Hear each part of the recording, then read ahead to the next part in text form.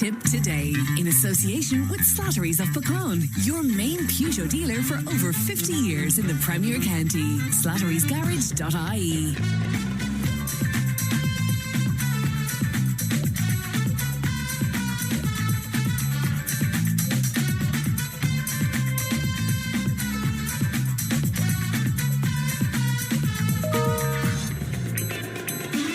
Good morning, welcome along to Tipp Today, 1800 938 007. That's our free phone number. It won't cost you if you'd like to make a call to us. And Leanne is producing today. We're coming to you live from our Nina studio on Pierce Street here in Nina. Coming up on this show this morning, a bill has been submitted to the Dáil that would recognise the loss of a pregnancy under road traffic legislation. I'll be speaking to Deputy Barry Murphy about that in just a few moments' time. We'll be hearing from Crime Prevention Officer John McCormack in studio. Ultan Nesbitt from Arrabawn will share his tips in our gardening slots. And John G. O'Dwyer brings us the next instalment in the story of Ireland. As well as that, we'll hear from listeners on various different topics throughout the morning. We'll be going live to Casual and to Councillor Michael Brennan, who is at the protest there. So all of that and much, much more on the way. You can text and WhatsApp 083 311 3311. You can email tiptoday@tippfm.com. Let's have a look at the front pages of some of your newspapers. Now it's Wednesday, so the local publications are on your shelves. The Nina Guardian, the main story on the Guardian today by Anna Powell. The noticeable rise in recent weeks in the cost of fuel due to the conflict in the Middle East has had a major impact on local agricultural community, says Anna. She also tells us the situation has led to increasing concerns on how rising cost on fuel is going to affect the work of contractors going forward, which would be expected to have also an impact on farmers right across the country, as you can imagine. The Nationalist, Aon Dó 3 Dance Awards for Tipp on the front page there. The Flynn O'Kane Academy in Nina is celebrating a wave of success after its dancers claimed a number of top titles at the Irish Dancing World Championships, which were held in Chicago on Friday, April the 3rd. The Tipperary Star and the lead story on the Star. There was a major boon for some fire stations this week with a €5 million investment in fire service infrastructure across North Tipperary, and that was announced on Tuesday of this week. But there's a marvellous photograph on the front of the Star today of Odran Marr and Joe Malloy. They are beaming at the camera. And after the Tipperary Town Easter egg hunt in the library there, but it's just a wonderful, wonderful photograph indeed. To the national papers, and the national papers were put to bed before that announcement from Donald Trump about the 2-week ceasefire in the Iranian conflict. The Irish Independent, the lead story there, hauliers, farmers and contractors protesting against the soaring cost of fuel are continuing to cause major disruption in the capital, the Indo is telling us. The Irish Daily Mail, and the headline there, night the world held its breath and prayed. Donald Trump threatened to wipe out the whole civilization of Iran as peace talks went down to the wire last night. And of course, as I say, you know what happened there in the end. The Irish Examiner, and they're telling us that the Cabinet rules out fuel price cuts.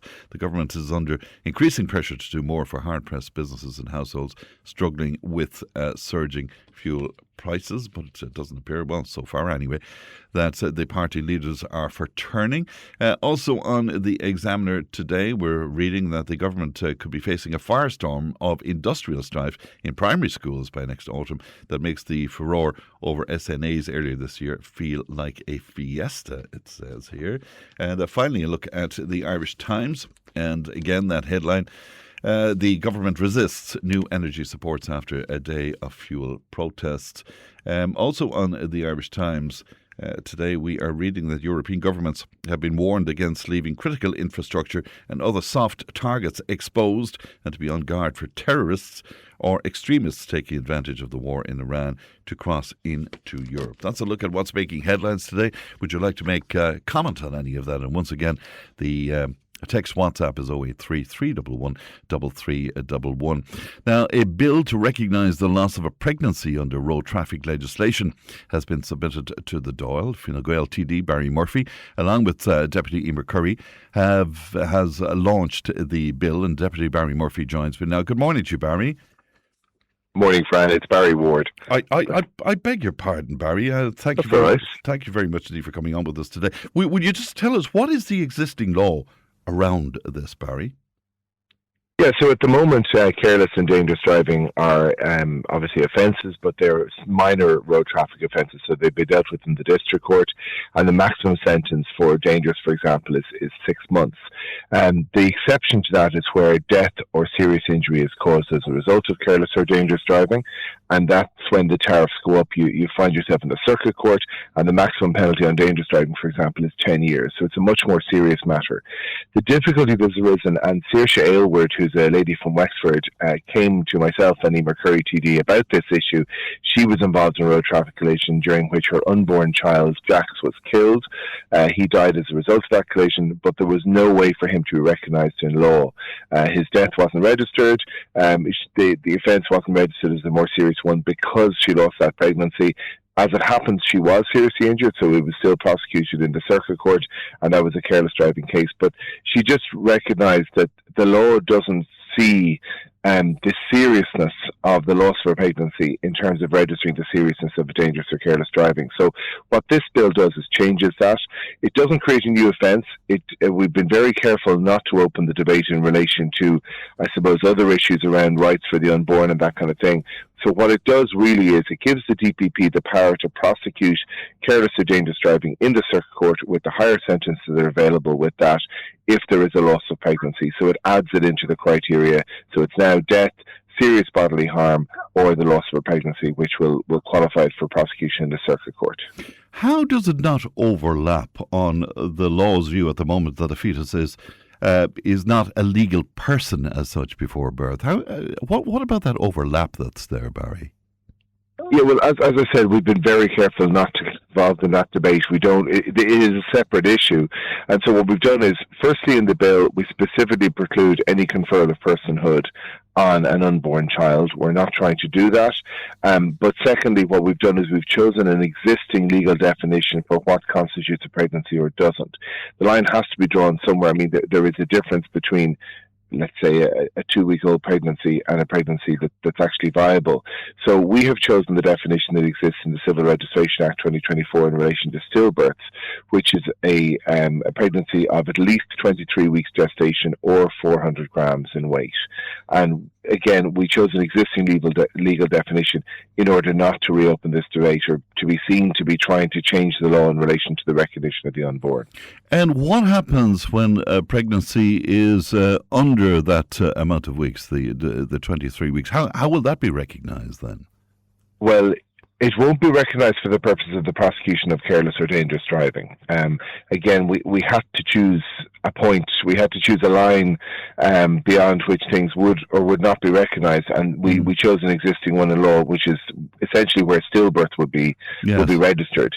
So if the pregnancy is only 22 weeks, for example, it would not be possible, if that was the only consequence of the dangerous or careless driving, it would not be possible to prosecute in the circuit court for a 22-week pregnancy.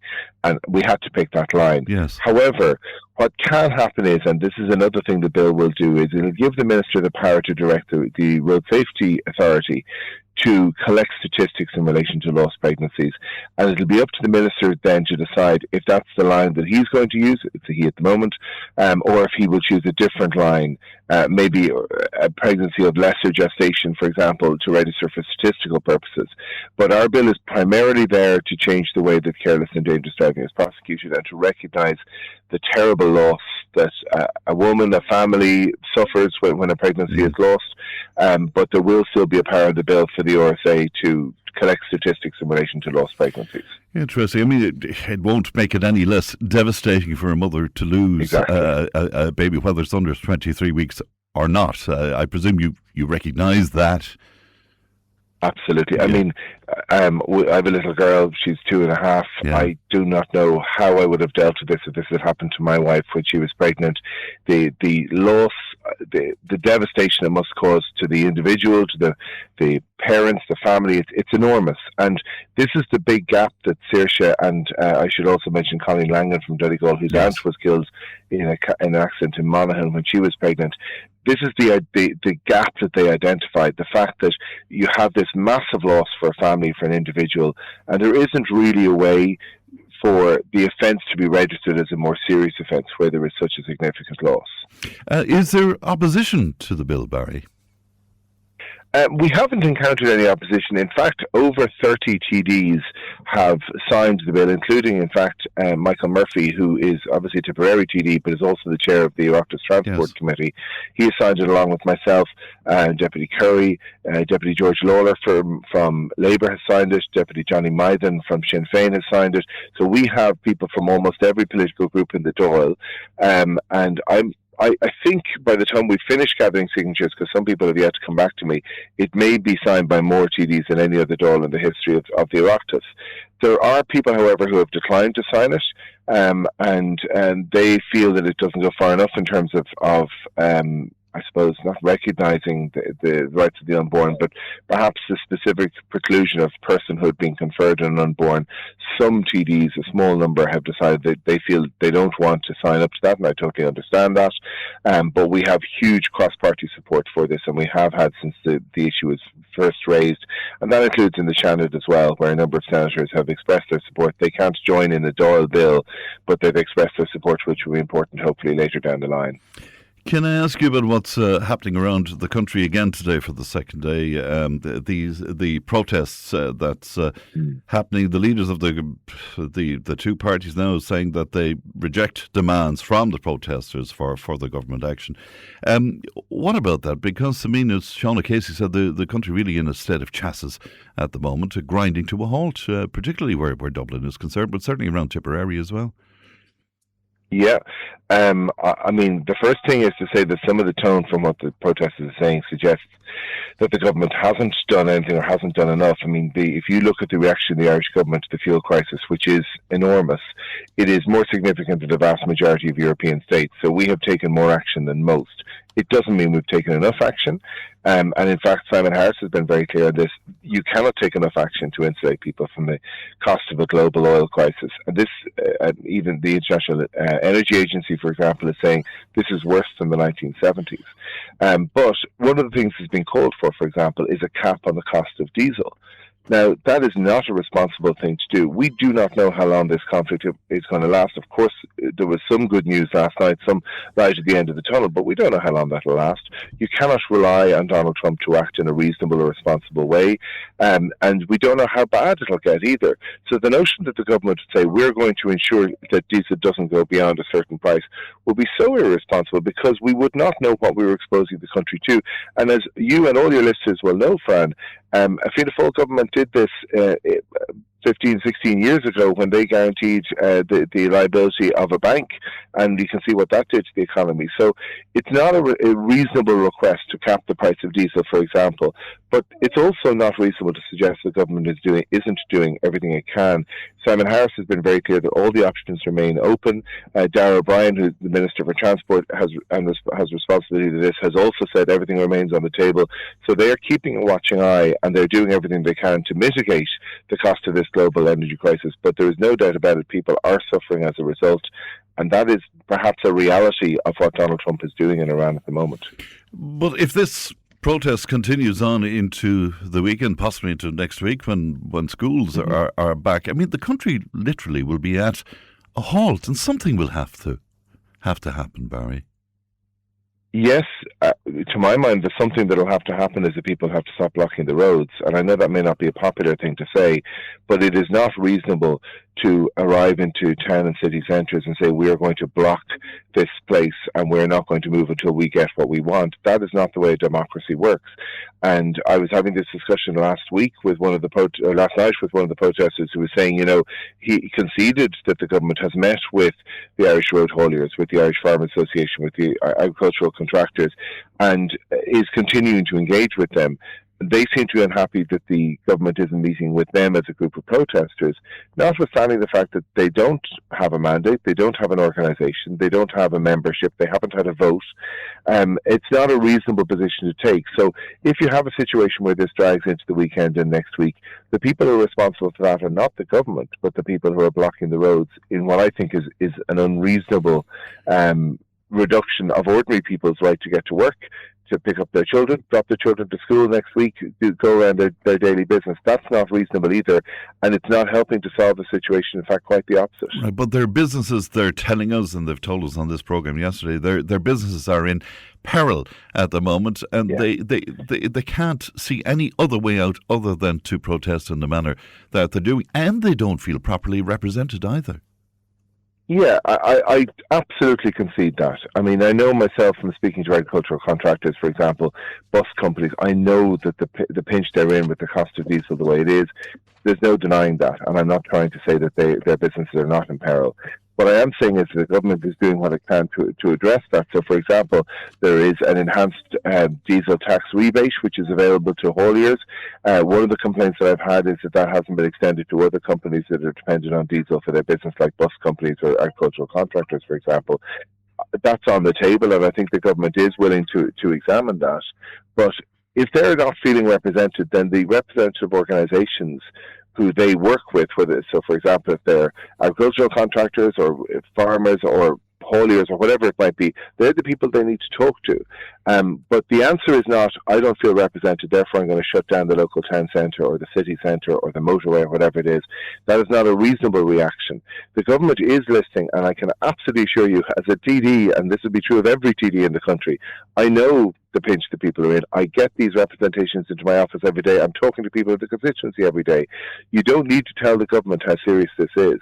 Simon Harris yesterday with the chief economist, they were talking about how this is a grave moment for the economy. But the government has to keep an eye on the whole economy, not just one section of it. And there is a real risk to the economy here, not just with inflation, because obviously every good on every shelf in Ireland is delivered by a truck that is powered by diesel. So there is a massive inflationary impact that is coming with this crisis, but also the slowing down of the economy that will hamper our ability to react to it as well. So the government has a greater responsibility to ensure the minimum damage to the economy, not just a support to a particular sector, however much they might want to do that. Thanks for your time this morning, Barry. Thank you. Good morning to you. That's Deputy Barry Ward speaking to us this morning. 1800 938 007. What do you think about that? The text and WhatsApp is 083 311 3311. Back in just a moment. Tipp FM's Tip Today. With Slattery's Garage, Puck On. Main Peugeot dealers in the Premier County. And now stocking the full range of the luxury French car brand DS Automobiles. Book your test drive today with Slattery's Garage, Puck On. See slatterysgarage.ie. Tip Today, in association with Slattery's of Puckon, your main Peugeot dealer for over 50 years in the Premier County. slatterysgarage.ie.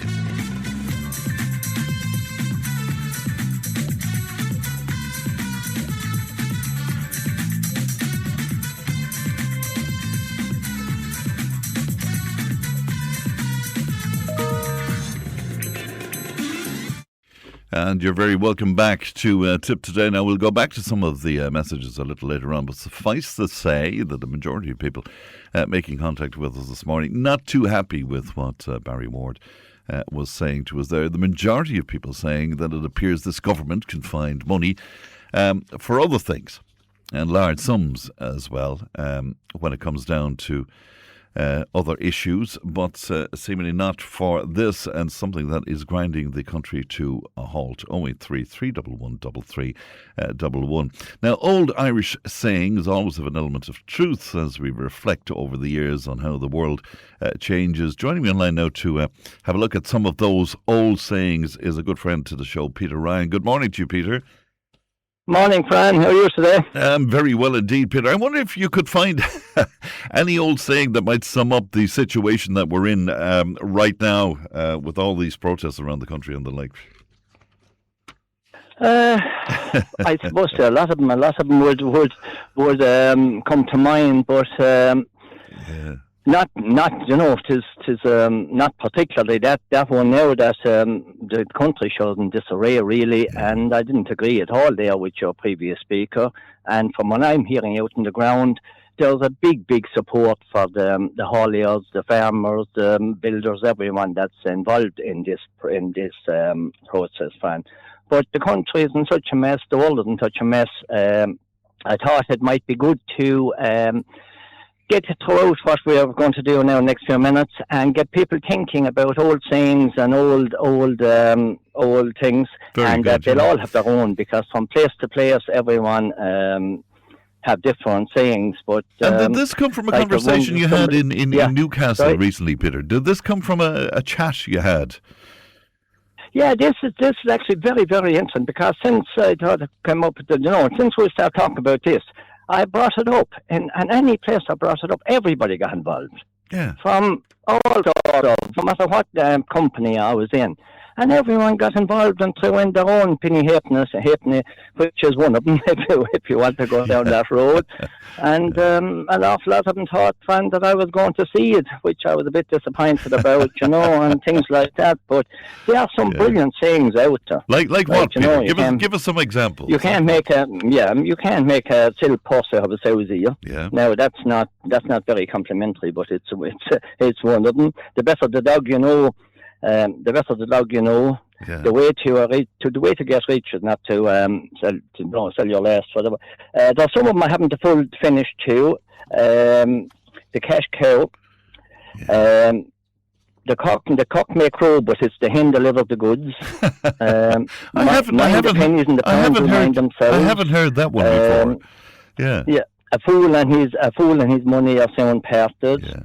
An empty sack can't stand, and as the fella going to the farmer one day, the farmer wanted him to do a bit of work before he'd feed him, and he said, sure, an empty sack can't stand, and then the farmer was full enough, he fed him, and now he said a full sack can't bend, so he wasn't much good to the farmer there.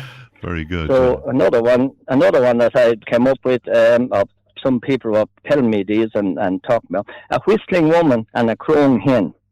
There is no look in the house they're in. Now that's one. That's one. I think that was probably just. Again, I had never heard of that one either. Yeah.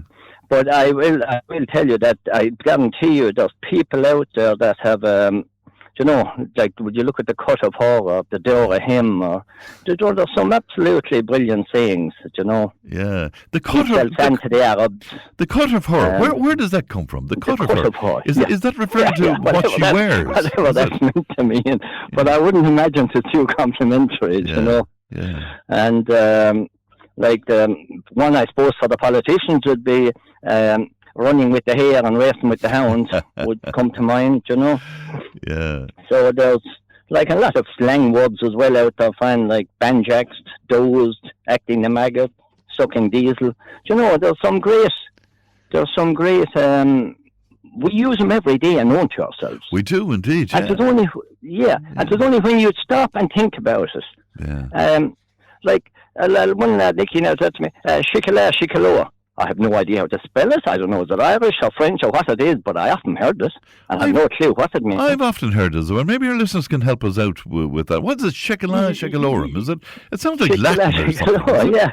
And like up to 90, all of these, so there was a very good one there, and I know me from Watford, I can't really be slagging off the cock people, but I think it was, what will I find out? Let's see now where it is again, but to do with the hulling. What's the snail?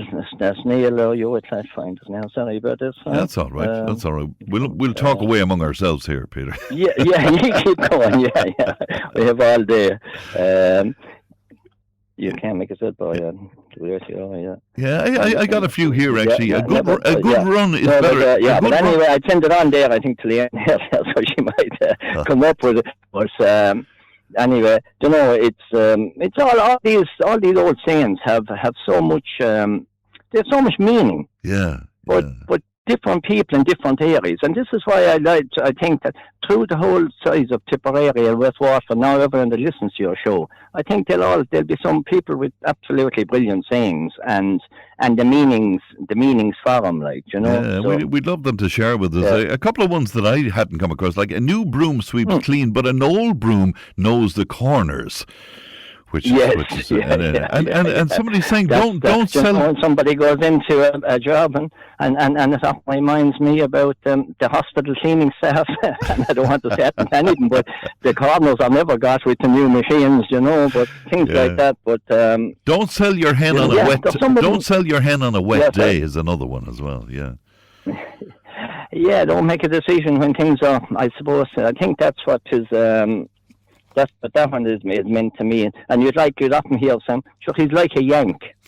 Do you know, what's a Yank meant to be like? Not sure. I suppose back in the day, always dressed up and posh, I think. I don't know. I suppose, yeah. A blind man is a bad judge of colour. Well, that's kind of obvious, all right, isn't it? Yeah. And better the devil you know. Better the devil and, you know. There is another one. So there's lots and lots of them out there. And that's only just got, you know, put a few together. And I just to get, I'm sure people will get involved and have their own, and when they start talking about it, they'll come up with so many, you know.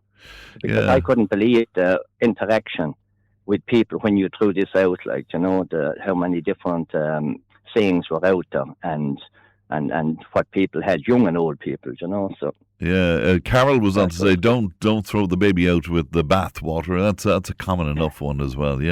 Lots coming into us already. Some of them I just don't understand. May the saddest day of your future be no worse than the happiest day of your past. They're unreal, and I know that.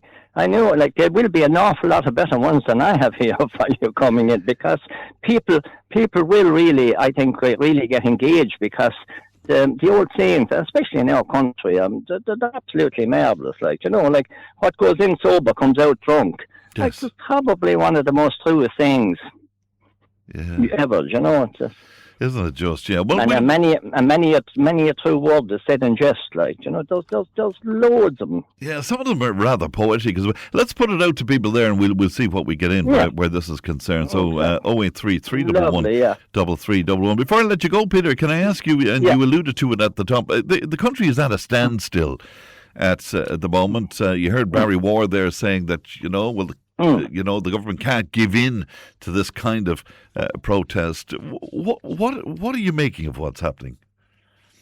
Well, first of all, I think the government will really learn a lesson, because the people that are protesting now, in my book, are the working people. They don't protest unless they're really driven to it. We all know we have protests in this country going on every day of the week, but they're nearly a higher mob gang. But by God, these lads aren't. Yeah. And I would give them 100% every one of them. I, to be honest with you, I would join them, and probably will at some stage myself, because I know exactly how expensive everything has gone. Yeah, Barry Ward said they have no mandate. What did you make of that?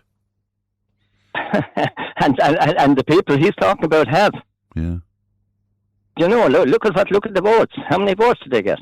They might be the two biggest parties, but they had to go together after 100 years to form a mandate. Of course, they haven't a mandate, and a lot of the people propping them up are not.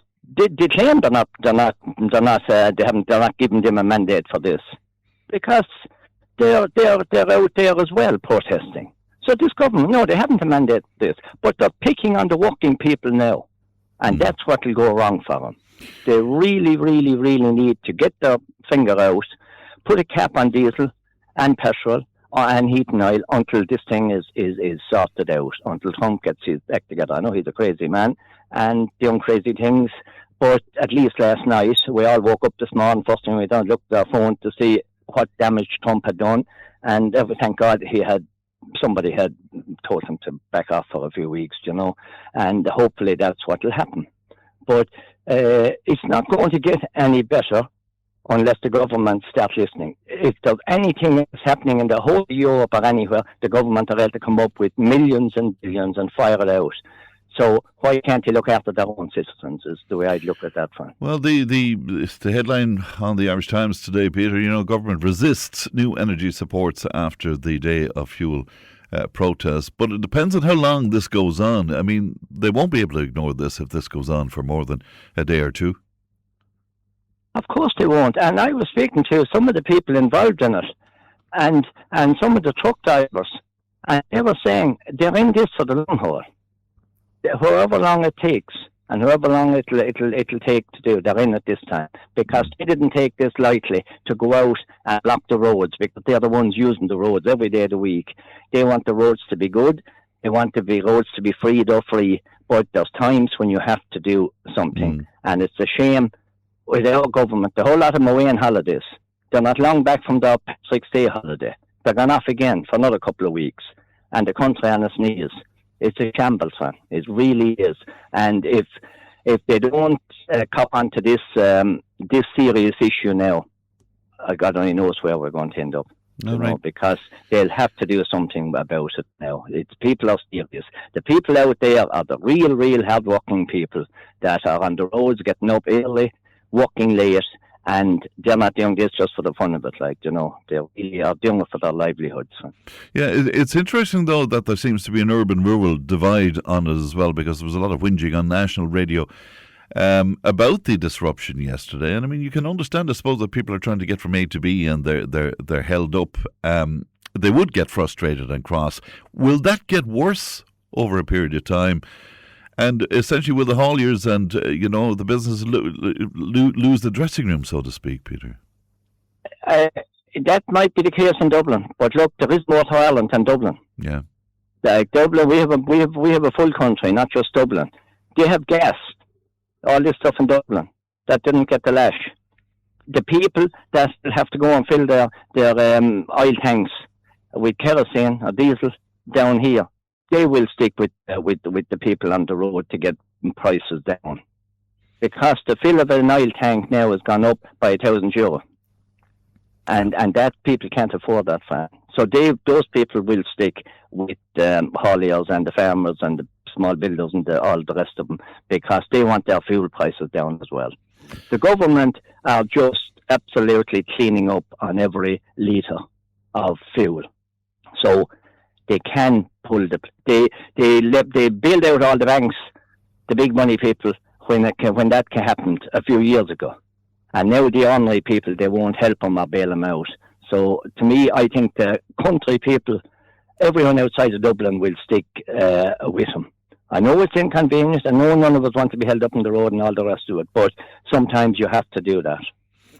All right, Peter, great to talk to you as usual. Look after yourself, and thanks very much indeed. Thanks, Peter. Bye-bye to you now. That's our good friend Peter Ryan there in Newcastle this morning. Here's one for you. Fran says, a listener, a cute hens lay out and the fool finds the nest.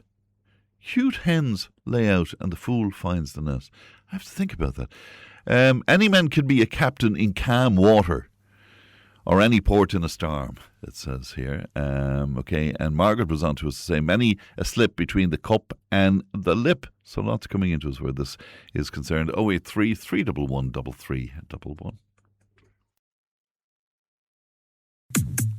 Tipp FM's Tipp Today. With Slattery's Garage, Puck On. Main Peugeot dealers in the Premier County. And now stocking the full range of the luxury French car brand DS Automobiles. Book your test drive today with Slattery's Garage, Puck On. See slatterysgarage.ie.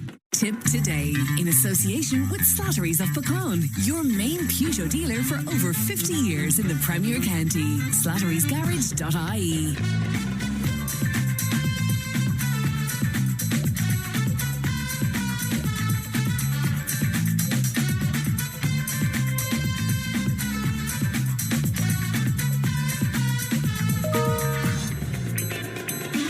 Welcome back to Tipp Today. We're coming to you live from our Nina studio today. Whished up, it seems, comes from the Irish word éist, meaning to listen, says a listener to us today. Whished. Haven't heard that in ages either. William Kennedy on to say, the day you have everything, you have nothing. So you really have to think about some of this. Willie is in Burncourt. He says, secula secularum, Latin meaning for all time. There you go. Very learned listeners out there. 083 311 3311. Now, 3 UN peacekeepers who died in Lebanon last month were likely killed by Israeli tank fire in one incident and by a Hezbollah improvised explosive device in another. That's according to a United Nations investigation. On the 29th of March, an Indonesian peacekeeper was killed and 3 others wounded by a projectile that exploded at a location about 25 kilometres north of Camp Shamrock, the UNIFIL site which hosts Irish peacekeepers. Now, a good friend, regular contributor over many years, Donal Looney, spent time as a peacekeeper in Lebanon, and he joins me now. Good morning to you, Donal. Good morning, Frank. Excuse me, this morning, Frank, I have a bit of a cold, so... Well, you sound fine to us, so not a bother. When you hear about those incidents, Donal, the ones I described there, and the ongoing warfare, I suppose, in Lebanon, does it bring you back? Does it transport you back to your time there? It does. It really does, yeah, of course. But, like, I was just looking at some figures there this morning, like 26 killed in Cyprus, or 9 killed in Cyprus, 26 in the Congo, and 47 in the Lebanon, you know. It brings me back. I mean, the first time I went to Lebanon, I was 18 years of age. I was, and I was green as anything. Like, first time ever on a plane. But I remember we flew into Tel Aviv, then into Israel, and the Israelis left us on the tarmac for about 4 hours in the surging heat. Like, wow! Before they let our own trucks in to take us up to Nakora, which is on the border. But when you cross the border into Lebanon, it was like going into the Old Testament. That's exactly what it was like. Will you describe that to me, Donal? Describe that to me. You just went back. You went back about 500 years in time. If you took away the cars, everything else was old-fashioned. Electricity was on intermittent times. But one thing I will never forget in the Lebanon is they're the nicest, friendliest people I've ever met in all my life. Like, and how normality kept going in the Lebanon. Like, I can remember, like you could be bored out of your teeth in the Lebanon for months and months and months. But then one shot would be fired, one shell would be fired, and everything would go haywire for maybe 3-4 weeks, maybe even a month. Like the Israelis, when the Israelis came in, they came in, and they came in hard. Like, but during the lull in all these bombardments, children would go out and they'd play. You know, it's the normality of it. So and it was almost so sad that I see children growing up and accepted this as normality. Well, that's incredible. Yeah, that was a sad part about it, like, you know, that it was normal to them.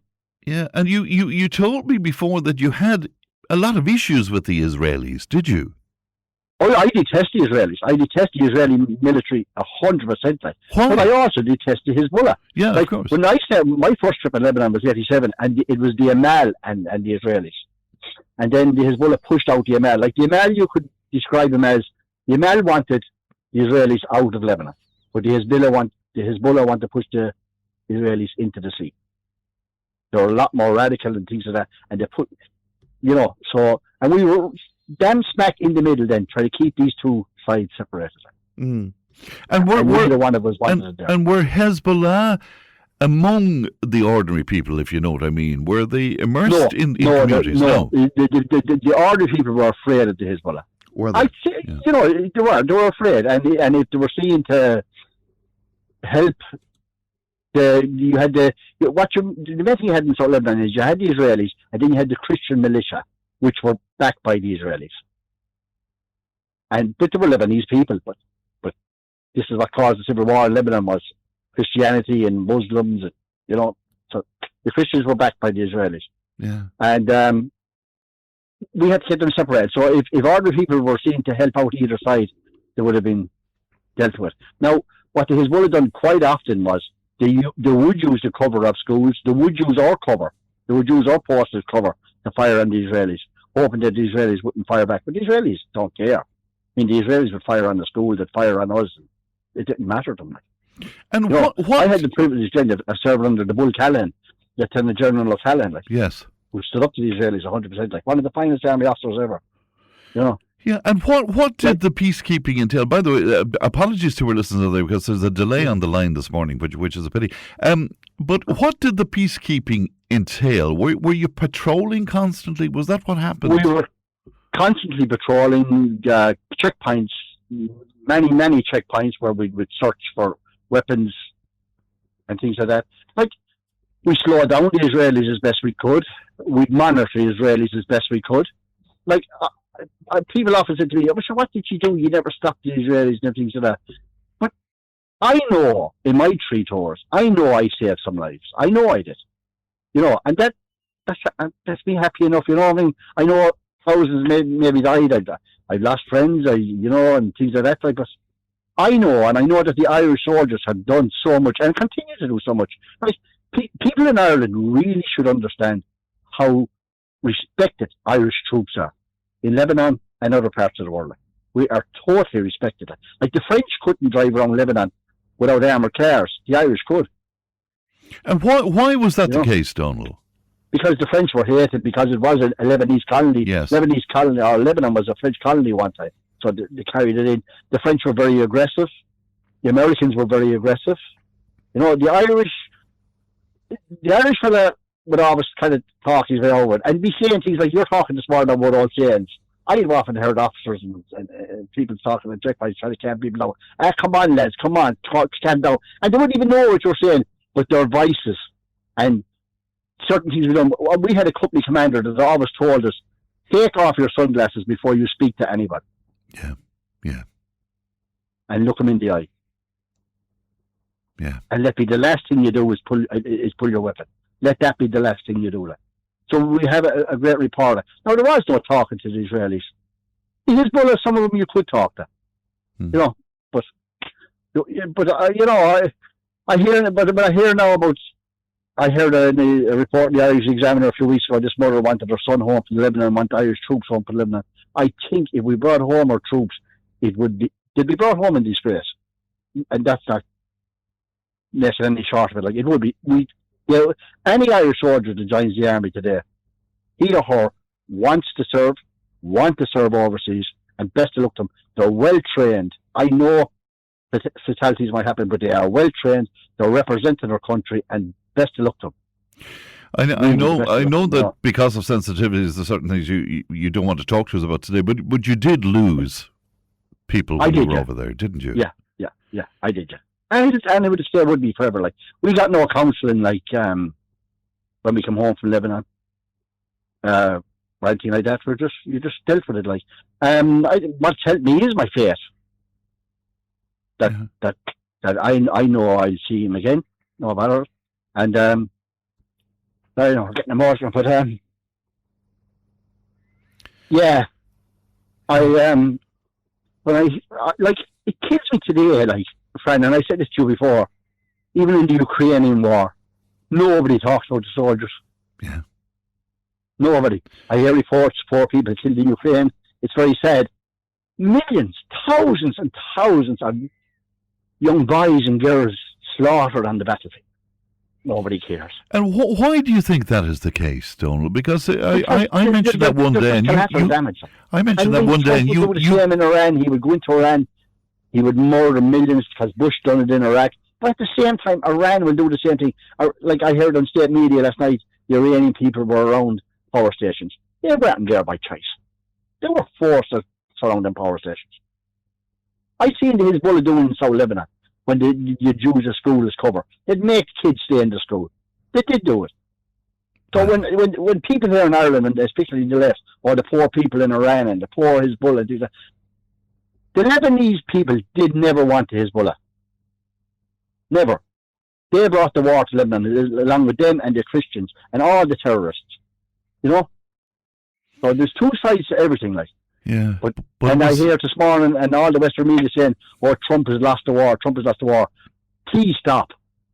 Let the negotiations take place. Let these 2 weeks and negotiations. Stop negotiating over the airways. Yeah, you picked me up. You picked me up on that one morning that I was speaking about the loss of life, because I saw that myself, that there was no talk about the thousands of people killed on a daily basis. You're the only presenter I've ever heard about saying, "What about the soldiers?" And like I was 18 when I went to Lebanon. There is troops being tore off the street in Ukraine today and tore off the streets in Russia, and they're boys and girls. Like, you'd be taken to the shop here for a chocolate, and they're thrown out, and there's no mention of it. And I hear our own politicians saying, "Oh, the Russians have to be beaten. This it has to happen." But will they send their boys and girls out to fight the Russians? No, they won't. Yeah. What happened to talking? I don't know. Your time in Lebanon, did that change you, Donald? It did change me. Well, I went out a boy and I came back a man. Yeah. But it changed me for the better. It really did. Like I'll never have brothers like it again. Like I would consider and I say brothers because there was no women. I didn't serve with any women in Lebanon. But I know there's women out there now and fantastic soldiers as well, by the way. But I would consider them brothers and more brothers than my birth brothers. Like if you get me, like camaraderie. Like I will never form a friendship like it again. Like. Never. I will never have the same friends, and I have many close friends, but I will never have the same friends as I had in the army. And why is that? Is that because you're under pressure? Because your life you're are under in pressure danger, and you're dependent on it. And that's what I will say about soldiers as well. Soldiers, people have said soldiers fight for the country and everything. Of course, they love the country and everything. The main thing a soldier fights for is his brother beside him. His brother or his sister. That is the main reason a soldier will fight. And this is why it doesn't work when we send troops into cities like it never worked in Northern Ireland, because when a soldier loses his brother, he's inclined to lose his discipline as well. If you get me. I do, yeah. The other thing that always struck me about the Lebanon is that I believe, and I mean this with the greatest of respect, I don't think trips to Lebanon were taken all that seriously here in this country. No, they weren't. No. You come home, or you were in the lab. Yeah. That was it, like, no, we were the heroes when we came home, and that was the thing that was never recognised in this country either. It was the people that was at home are the real heroes. Because you have to recognise, when I was in Lebanon, you got no phone calls. It was a letter, and my God, you waited for that letter. I remember my first trip, my father had a stroke. I got the letter about a week later. My mother told me my father had a stroke. So we had to arrange a phone call. I laugh at it now. We had to go through a radio set.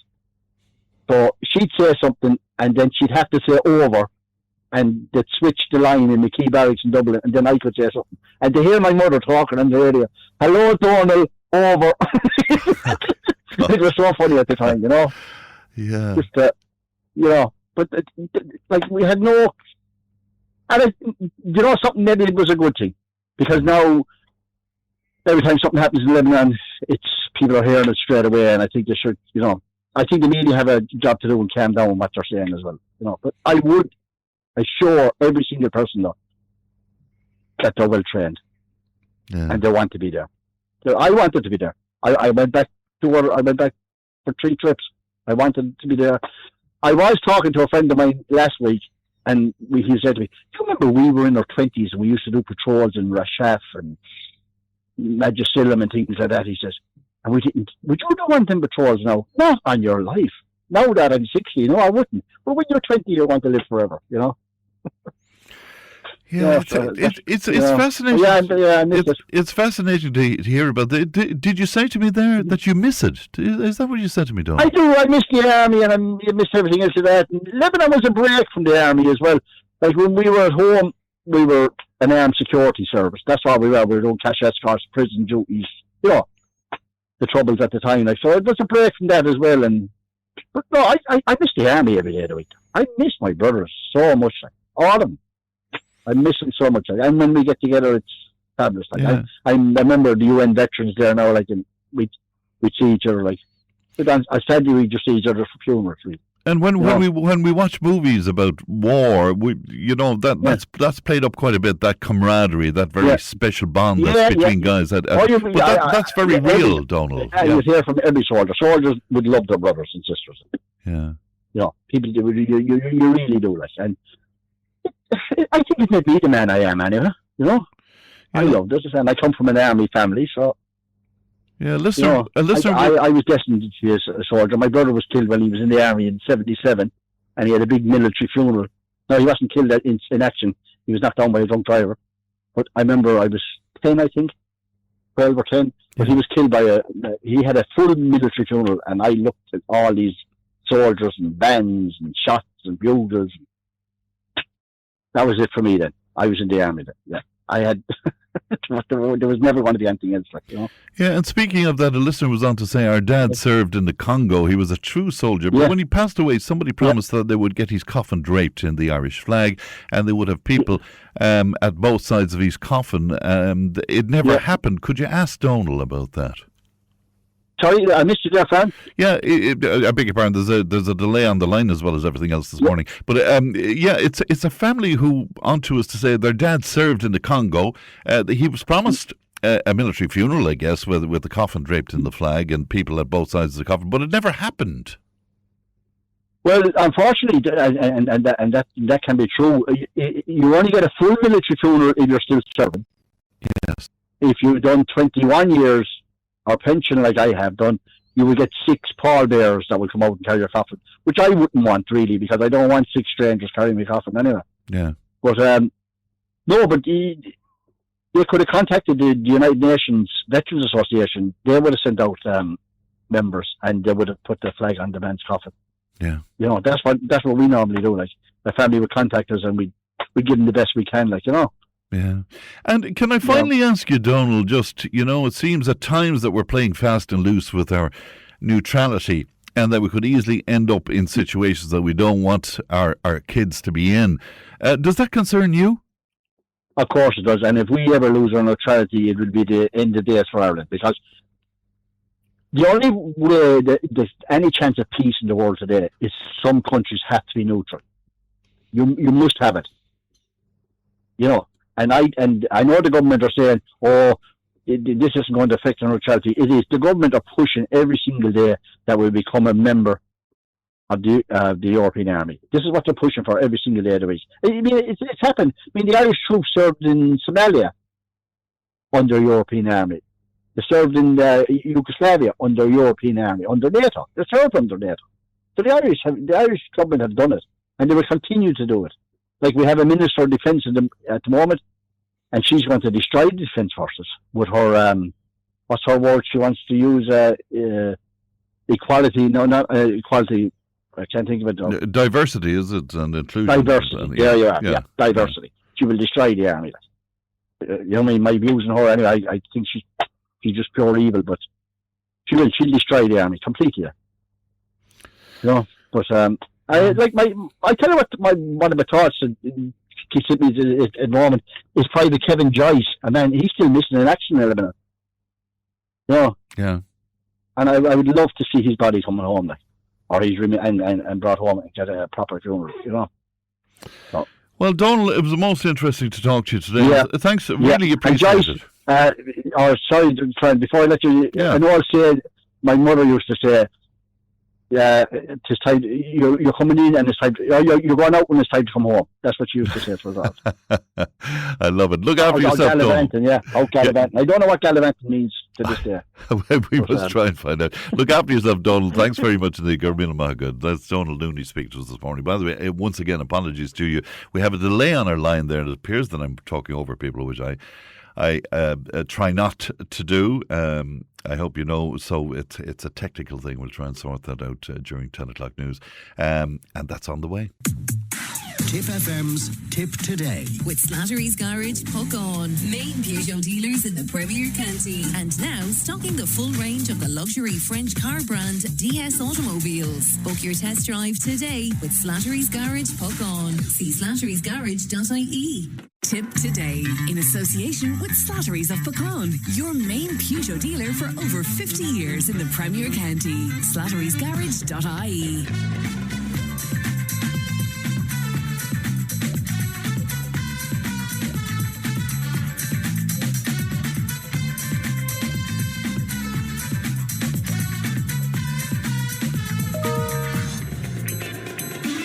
Thanks, Pat, and welcome back to the second hour of Tip Today, 1800 938 007. Catherine was on to say, everybody has their problems, but we don't all go out blocking the roads, luckily.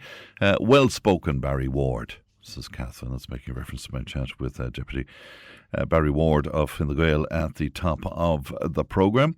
Now, over the past few weeks on the show, we've been discussing religious tradition and its relevance to the Ireland of today. Well, Kerry was in touch with us to share her story, and she joins me now. Good morning to you, Kerry. Good morning, Fran. How are you this morning? I'm well and lovely to talk to you today. By your own admission, Kerry, you're a lady in your 30s, but will you tell us what happened on Saturday, the 21st of March? Yes, absolutely, Fran. So on the 21st of March, I made, as a 30-year-old woman, my confirmation with the boys and girls Cashel National School and also School Cormac, and I just have to say it was a wonderful experience.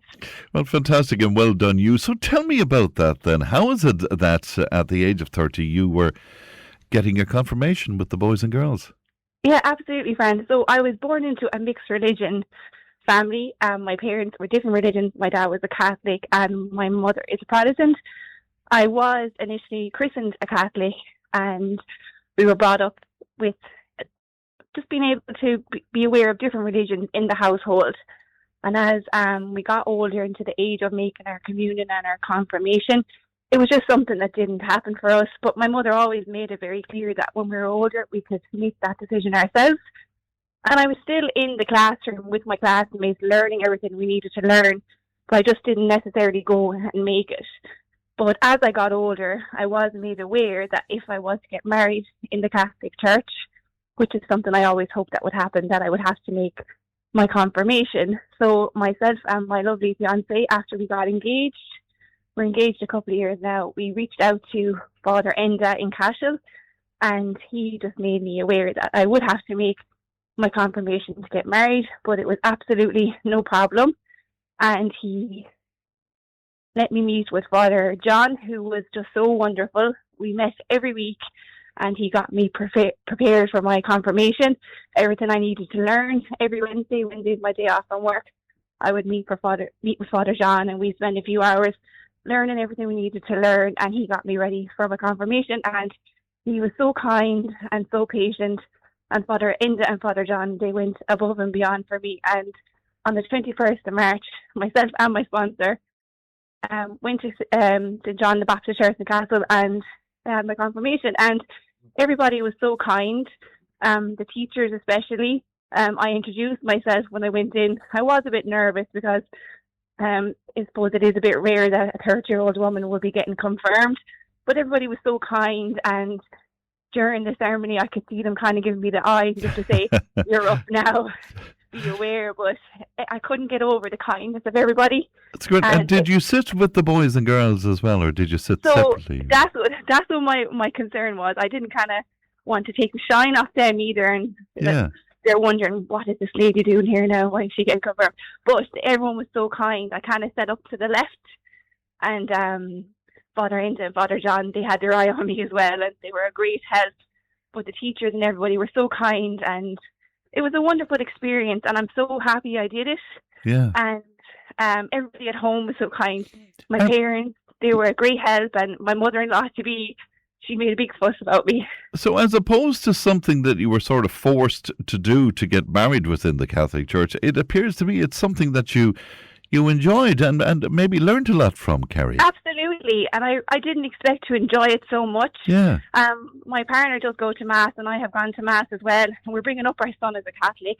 We christened him in the church, and like that you said, I feel like I always wanted to do it deep down, but I was always kind of nervous, worried about what people would say. Yeah. But there was actually another lovely lady doing it with me, and she was the same kind of circumstances as myself, but she felt great after it. And I actually would recommend it to anybody who'd be in the same predicament as me. Like, not everyone has the same circumstances growing up. Different situations happen like that.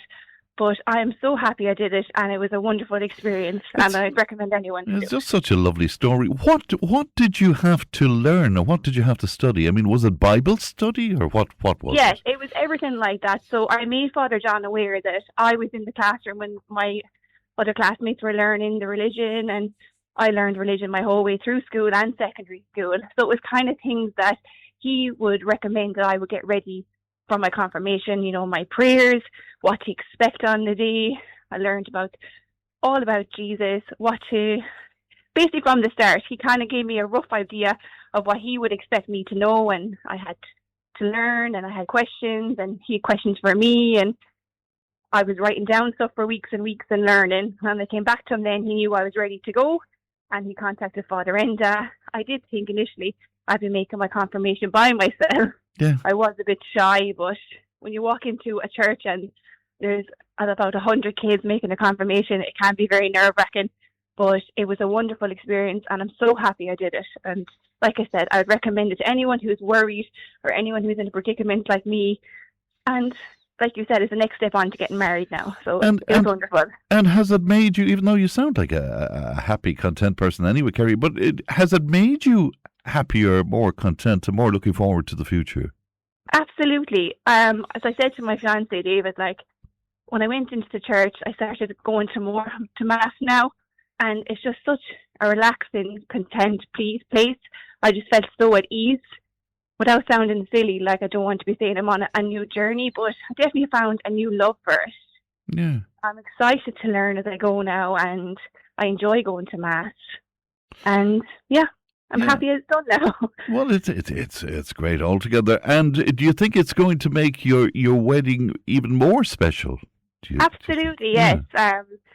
You know, we're both believe in God, and we're bringing our son up to believe in God, and we want to get married in the church and be on that journey together. And it's exciting to what's ahead of us, and what better way to do it. It's interesting that young parents like yourselves, that you want to do that, because it appears, well, it depends on what reports you're reading, but that, you know, younger people are turning away from the church. They're not going to Mass. They're not maybe as put out about whether or not kids are brought up within the Catholic tradition. But it's bringing you great solace, and it's important to you, obviously. Yes, obviously, it's very important to myself and my fiancé David. Yeah. And our son, like, we both believe in God, and you know, just because I didn't make my communion or my confirmation doesn't make me any less holy than anybody else. I still have beliefs, and even more so now. You know, I'm happy I did it. Yeah.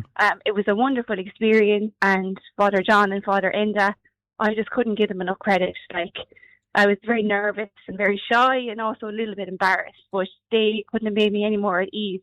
Like, Father John made my journey so enjoyable. I learned so much more than probably I would have learned in primary school, because I actually wanted to learn it this time, if you get me. I wanted to understand it more. Wasn't your mother very open-minded, though? Absolutely, yeah. She always was. And even when I told her what I was going to do, you know, my parents were so proud, and they were pushing me all the way, anything they could do. My mum was sending me books on making a confirmation, everybody was just so kind. And my lovely mother-in-law, she had balloons and cakes and cards, and everyone made such a fuss. It was just I had a lump in my throat the whole day. Yeah, it's such a beautiful story indeed. Can I ask you what religion your mother is? My mother is a Protestant. Right, okay. But she didn't try and impose that on you in any way, No, did she? Absolutely not. Yeah. No, we were Christian to Catholic, and we were brought up with that belief, but in the Protestant religion, I suppose they don't necessarily make their communion and the confirmation, and certain things happened. And my mum was always in our corner, you know, let us make the decision when we're older. Yes. And she'd always stand by us, whatever we wanted to do, and like that. She stood by me, and she's proud of me. That's great. And she even bought you books on the confirmation. Yeah, books. Did you receive your first communion, Kerry? No, I didn't receive my first communion. I could go down that route, but it's not necessarily needed.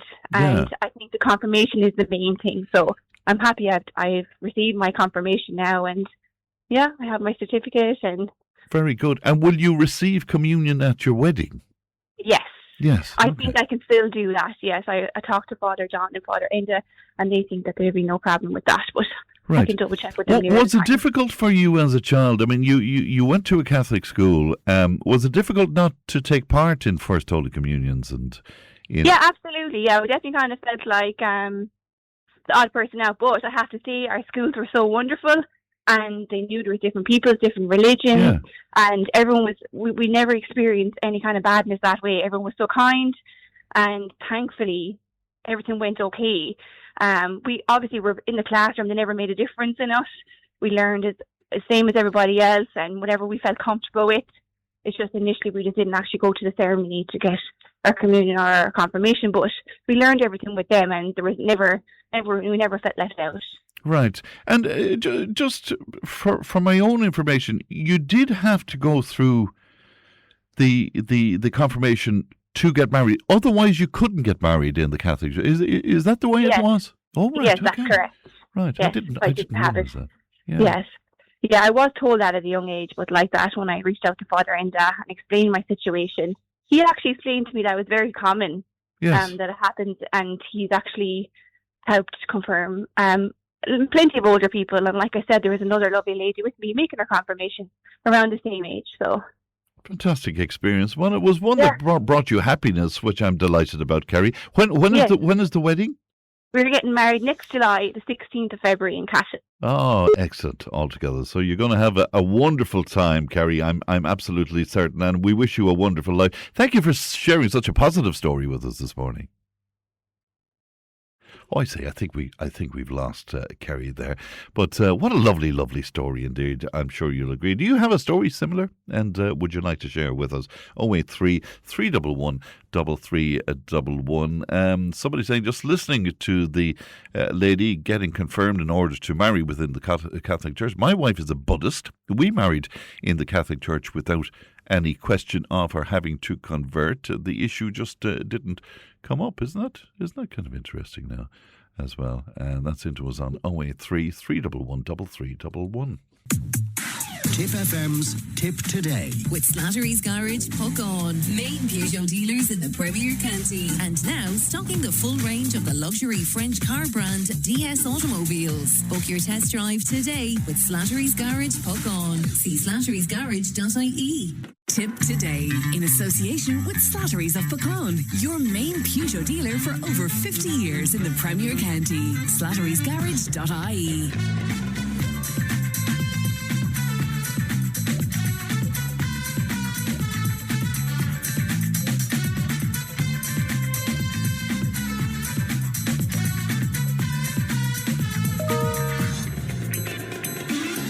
Now, listen on to say my son-in-law in Australia got baptised and then got communion and confirmation at the age of 26 to marry my daughter, Fran. It must be love. It must indeed. And again, it's a lovely story, isn't it? 083 311 3311. Now it's time for gardening, and delighted to be joined as usual by Ultan Nesbitt from Arrabawn. Good morning to you, Ultan. Good morning, Fran. And good to talk to you. I think you're going to talk to us today about hanging baskets. Funnily enough, I thought, are hanging baskets sort of going out of fashion to some degree? Oh, not at all. Really, hanging baskets, I think they really make a place beautiful, and especially hanging basket plants. Yeah. Because you see, they just give such a variety of colours, and as well as that, they tend to cascade down over the side of containers or even over your hanging basket or your window box as well. So they really are quite good to use right through the whole summer. You get a good variety of colour and different types of flowers on it as well. So there's some several plants that are quite good for that. So I love the Serphinias, and these are almost like the trailing petunias that you see. And they're the large kind of tubular type flowers that you'd have. But they almost nearly go about 3 foot down. They'll cascade down about 3 foot from the hanging basket or a window box. And as well as that, you get them in multicolours. So you get a lovely kind of almost a pink striped one, or even a purple or a blue or a white as well in them. And they're like prolific flowering. And even some of them have great scent on them as well. There's another one called Purple Cascade, which has a lovely purple type flower out of it, or purple vein. It's a lovely scent off it as well. And that's great to have, let's say, near the patio or near a seating area where you're going to have your guests or whatever. So they get that lovely waft of the scent from the flowers from it. Other plants that are quite good as well for trailing are, of course, the Bidens, a thing called Brachycomb or Nepeta or Bacopa. So these are all other lovely trailing hanging basket plants that give a great variety of colours as well. I love the Bacopas really particularly because they're lovely. You can get a lovely white Bacopa. You can get it in kind of pink and blue as well. But I think the white is particularly nice. and that's lovely with the lovely hang basket begonias, the lovely double blousy type flowers that you get from the begonias. Now they're quite large flowers on them, and so I mean you wouldn't have them planted in a windy area because the flowers tend to snap off quite easily. So because I would always have the hanging basket begonias somewhere where it's more sheltered. This is in the lovely corner of the patio where they don't get the wind, so that they give that fantastic display right through the summer months as well. So the great combination is the white bacopa and the red trailing begonia, which is pretty good as well. Another thing that's very good for scent as well is a lovely trailing sweet pea. Everybody knows that climbing sweet pea, don't you know, the one that you put up against either a fence or even through a shrub or something like that. And you get the sweet pea flowers. And there are fantastic flowers from those as well. But there's lovely, lovely scent off them. And I think the more you crush the flowers from it, the more flowers it will produce for you. So it's very important to keep deadheading your sweet peas regularly, and also get as many of the different varieties. So there's one called Cupid, which is fantastic. It's a lovely dwarf type of sweet pea that you can have in your hanging basket that will just trail over the side of the hanging basket, and then you get that lovely array of colour, and then that lovely, lovely scent off it as well. For people who are starting out maybe with hanging baskets, what are the plants set in? What do you put in the basket? Really with the hanging basket, I would always tend to, don't you get these lovely wire mesh hanging baskets, which are particularly good. Always get a liner with that as well. You can get these green liners for the hanging basket. But inside of that, I would put a sheet of plastic in it, so that kind of retains the water as much as possible. Because the worst thing about hanging baskets is they dry out so much and so quickly. Especially when they're hanging up, you get that wind going across. It tends to dry it very quickly for you. So the whole thing about hanging baskets is trying to retain as much water as possible. So I always use a hanging basket compost. We have a tub and basket compost that has a retaining water solution in the compost itself. It's like a swell gel that absorbs the water and holds onto it for longer for the hanging baskets. So you don't have to be watering them every day. It will retain the water a lot longer for you. Always use a soil-based compost as well when you're putting into your hanging baskets or your window boxes for that matter. Something like the multi-purpose without a John Ives compost is quite good. It tends to absorb the water a lot better. Because really, if you just put ordinary peat moss into it, what happens is it dries out and takes nearly 3 times the amount of water to re-wet it again. It takes that much. But if you have a soil-based compost in your hanging baskets, it's much easier to water, and it tends to retain the water a lot better for you. But there is granulated, it's called swell gel, they're called, that you mix into the compost, and that absorbs the water when you add into the compost, so that it stores the water a lot better for you. And speaking of watering, there is a system available, is there not, as well, for watering, rather than balancing on a ladder? Exactly, on a ladder or anything like that. We do have these spaghetti systems that you can put up for your hanging baskets or window boxes. So it's like a drip system.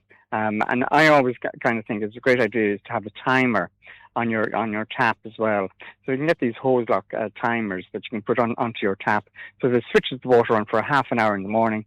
So then it puts a drip system into your hanging baskets, so that it keeps it nice and moist without it drying out. So then your plants really fill out the way you want them to.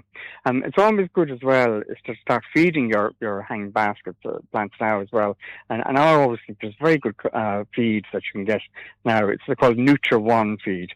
So I always use just about a capful into a gallon of water, so nearly you're full of your watering can, and fill that. Just put in a capful of the Nutri-One feed. And then mix that into the water, and then feed that onto your plants. And that will actually, you just have an abundance of flowers from your hanging basket plants, and it really makes a fantastic display, almost like picture postcard. That kind of look. Yes. So really, you barely be able to see out the window with the flowers, So it should be that abundant. So the Nutri-One feed is quite a good feed to put into your hanging baskets or your containers as well. Very good. A couple of questions for you, if you would. A caller has a lot of hedges, privet and laurel. He wants something to slow the growth so that he doesn't have to keep cutting all of the time during peak season. Is that possible? There used to be a thing called Cycocel. It was a dwarfing compound that you could spray on, but that's been taken off the market.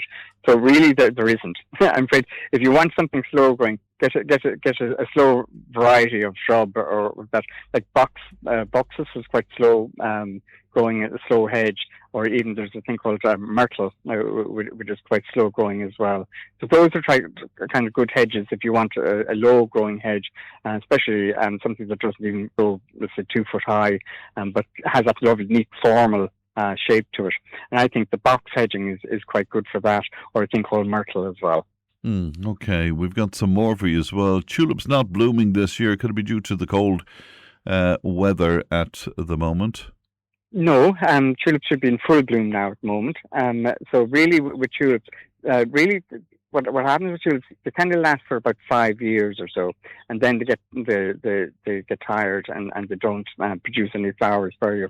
So really, you have to tend to discard those and get fresh bulbs in September and replant them again.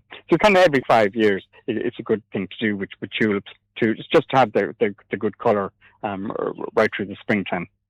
And they're quite nice at the moment.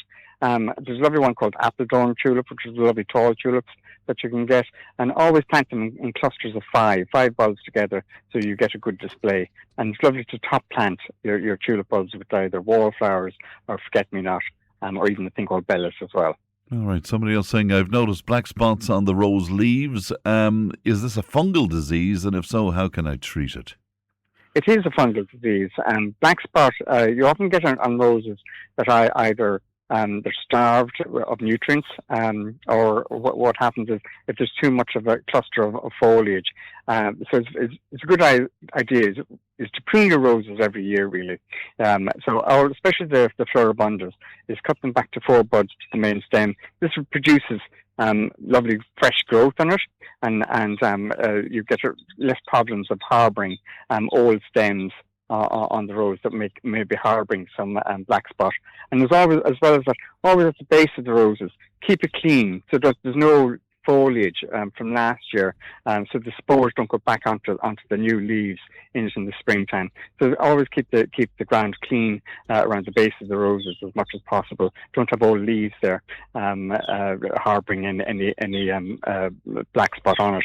As well as that, it's a good idea to feed your roses now.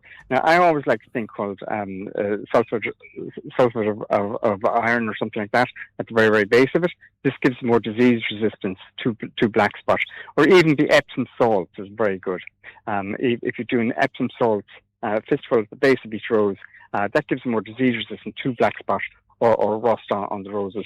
Again, there's a lot of sprays out there. You can use Rose Clear. There's an organic Rose Clear that's an insecticide as well as a fungicide. But it's a little bit early yet to be using that. I would wait until the middle of May, once the leaves tend to mature a little bit, and then spray late in the evening time, nearly every 3 weeks or so, just to keep the roses lovely and clean with the multi-rose, Rose Clear or Rose Shield. All right, Ultan, pleasure as always. Thank you and good morning to you. That's Ultan Nesbitt there from Arrabawn with our gardening slot. 083 311 3311. Now, greyhound racing has been recently banned in Scotland and Wales, driven by high injury and death rates, with bans taking effect in 2026. Now, the decisions have reignited debates in Ireland, which has ruled out a similar ban, as you know, despite safety concerns, while the industry in other regions continues to shrink. A gentleman who's been talking to us for many years, John O'Donovan, is with me now. Good morning to you, John. Hi, friend. How are you? I'm well, and good to talk to you today. Your thoughts on greyhound racing, John, will be what? I have no problem with it whatsoever. I know there was a programme done by Primetime RT there some years back about the neglect of greyhounds and stuff like that. No, that was only a percentage of. And look, just like puppy farms, Fran, there's neglect in every aspect of life. People break the speed limit every day in the road. People drink and drive. People take drugs. So, I mean, there's abuse everywhere, and neglect.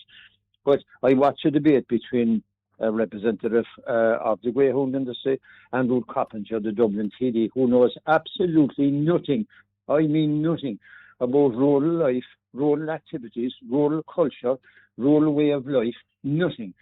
And she was going down the road of the Scottish model that we should also do the same now, that we should ban greyhound racing completely. Right? I mean, a woman, as I said, has no connection to rural Ireland whatsoever.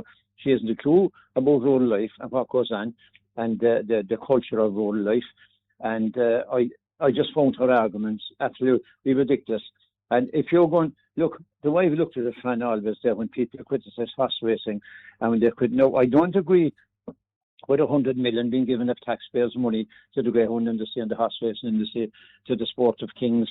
But the thing is that if you ban horse racing tomorrow morning, and if you ban the greyhound racing, Fran, right, there will be no more horses bred, there will be no more greyhounds. So the horse and the greyhound, as we know it, would cease to exist. Now, I watched a horse the other day being badly injured in A3 there, and look, it was magnificent animal, highly intelligent animals, horses, and just sad to see it. But that horse was bred completely. Like people that would be anti-racing, I would say that's a terrible thing. The horse had to be put down. But the horse wouldn't even exist, Fran. It was bred for racing, and unfortunately, the poor soul, I mean, was injured and would have to be put down. But I mean, that horse would not exist.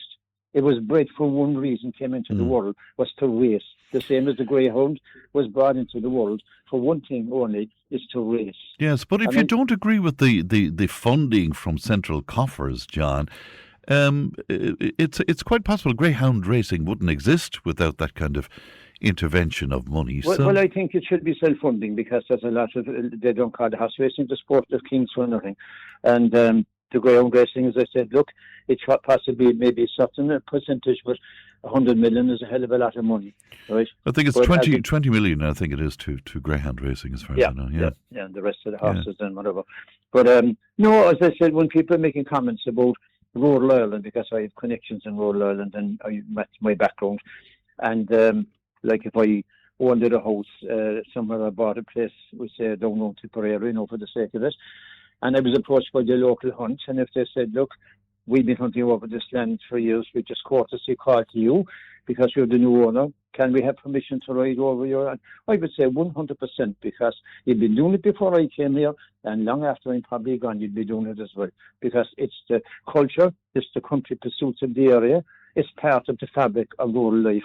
And the likes of the Coppinses of this world haven't a clue about rural Ireland. And I tell you, well, I'm sure she would disagree with you. I'm sure completely on that, and she'd be pointing, I guess, if I can play devil's advocate here, to the fact that, as far as she's concerned, all it's about is animal welfare and cruelty to animals, and she would look at greyhound racing and possibly horse racing as well and say, it's cruelty.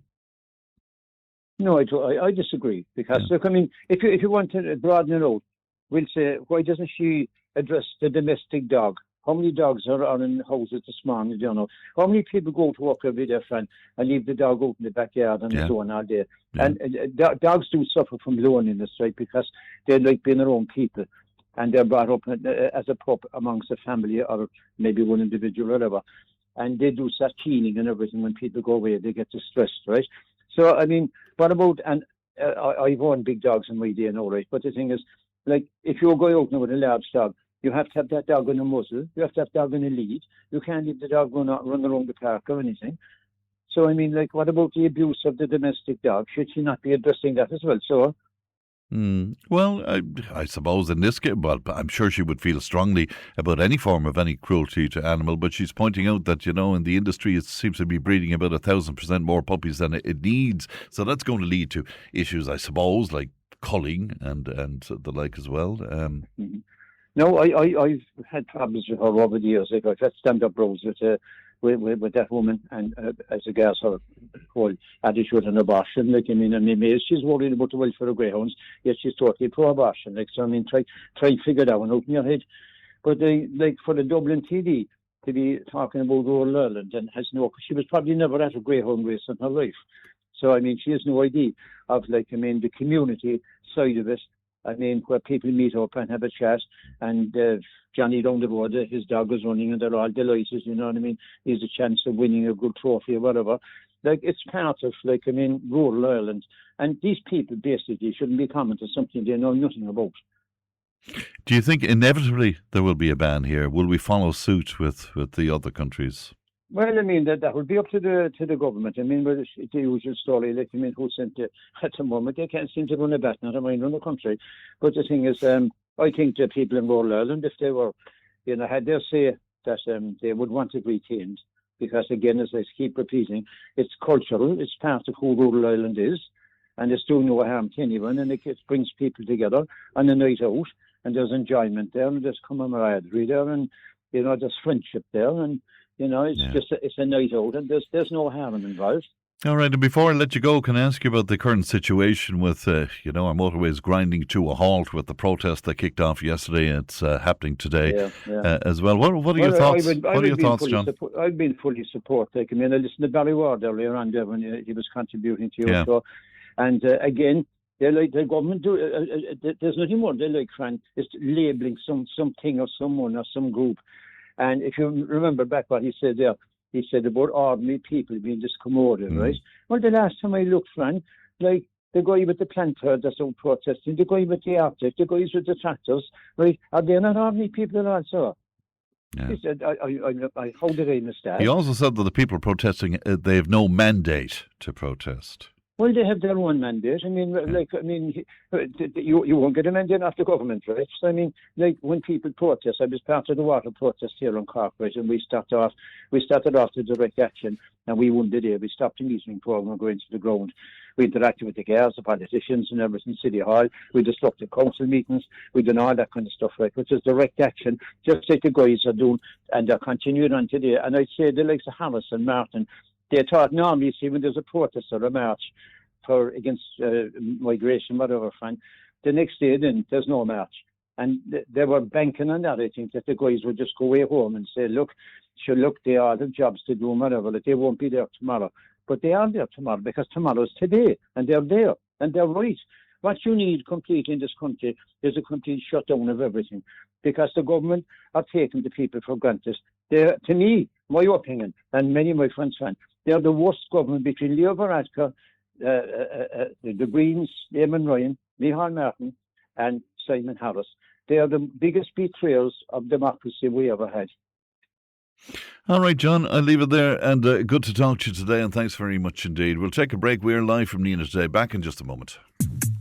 Tipp FM's Tipp Today. With Slattery's Garage, Puck On. Main Peugeot dealers in the Premier County. And now stocking the full range of the luxury French car brand DS Automobiles. Book your test drive today with Slattery's Garage, Puck On. See slatterysgarage.ie. Tipp Today, in association with Slattery's of Puckon, your main Peugeot dealer for over 50 years in the Premier County. slatterysgarage.ie.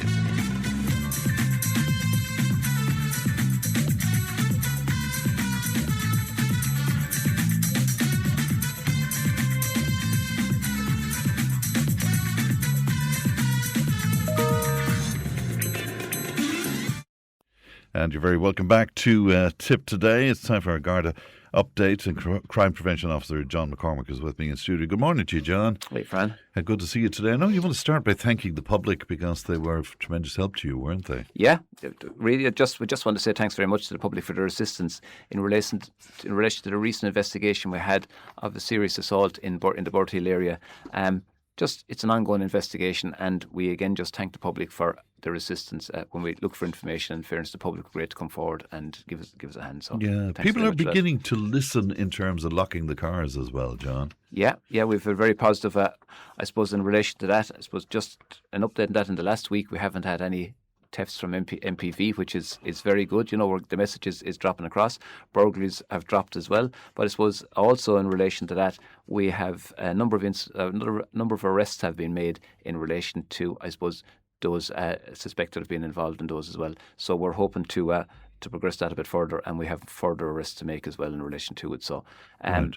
Like I say, keep locking the cars. You know, keep making sure the house is locked, and keep turn on the alarm. You know, those bits and pieces, close the gates. Well, that's for sure. Now we heard reports about the cockfighting arrests as well, John. That's right, Fran. Yeah, that was part of a joint operation that we had in the last week in Tipperary town in relation to illegal cockfighting. That's an ongoing investigation. I suppose it's at a point, I suppose, where it's there's there's more work to be done in relation to that, but it's very positive. It's between An Garda Síochána and the National Parks and Wildlife Services. So there's a joint operation there, and it has led to an arrest in Tipperary town there last week as well. So very positive news. You're going to have a look at some burglaries and thefts for us. Will we start with Kilnall Gardaí? They're investigating burglary in Urlingford, I think, is it? That's right, yeah, in the Gregashida area of Urlingford, I suppose, which would fall into the Kilnall sub-district. But between Saturday the 28th of March and Saturday the 4th of April, I suppose, within a week, I suppose, received a report of a red Honda, a petrol power washer, was taken from a property there, with a battery angle grinder as well was also taken as well. So I suppose if anybody is offered a power washer for sale or a petrol power washer for sale or that in the area, just be mindful that it could possibly be stolen and to report to the Gardaí there. And to Thurles then, John? Thurles, yeah, in the Bivet area of Thurles, we've received a report of, I suppose, some valuable horse equipment and some horse tack that was taken from a stable yard there as well in the Bivet area. So just be mindful of that, I suppose, as well. If people, trainers or horse trainers or farmers, if they have tack of that and it's valuable, make sure it's locked up at night, not to leave it exposed, or So just to be careful if you are for sale. To Clonmel then, and quite a big item. Yeah, this is one now, Fran. I suppose we haven't seen too many of these lately, but in the Mongariff area of Clonmel, we received a report of a red Ivor Williams horse box. It's a big item. It doesn't slip away. It doesn't slip away easily. You won't put it in your pocket. But between Wednesday the 1st of April and Saturday morning the 4th of April, this Ivor Williams, it's a red Ivor Williams horse box. And people that are familiar with horse boxes will recognise it straight away when they see it. So I suppose if you are offered that for sale, or if you notice that there's a red Ivor Williams horse box parked in a location that there hasn't been a red Ivor Williams horse box parked before, and you think it might be suspicious in that as well. So the Gardaí in Clonmel are investigating that, and they'd like a call in relation to it. If you've noticed anything, I suppose, between those dates, between the Wednesday the 1st and the morning of the Saturday morning the 4th of April, To the Chadwick store then in Clonmel. What happened there? Yeah, this is an interesting one. The Gardaí in Clonmel are investigating this one. A gentleman entered the Chadwick store in Carrigeen Industrial Estate, and he took 3 pairs of Snickers trousers from the railings.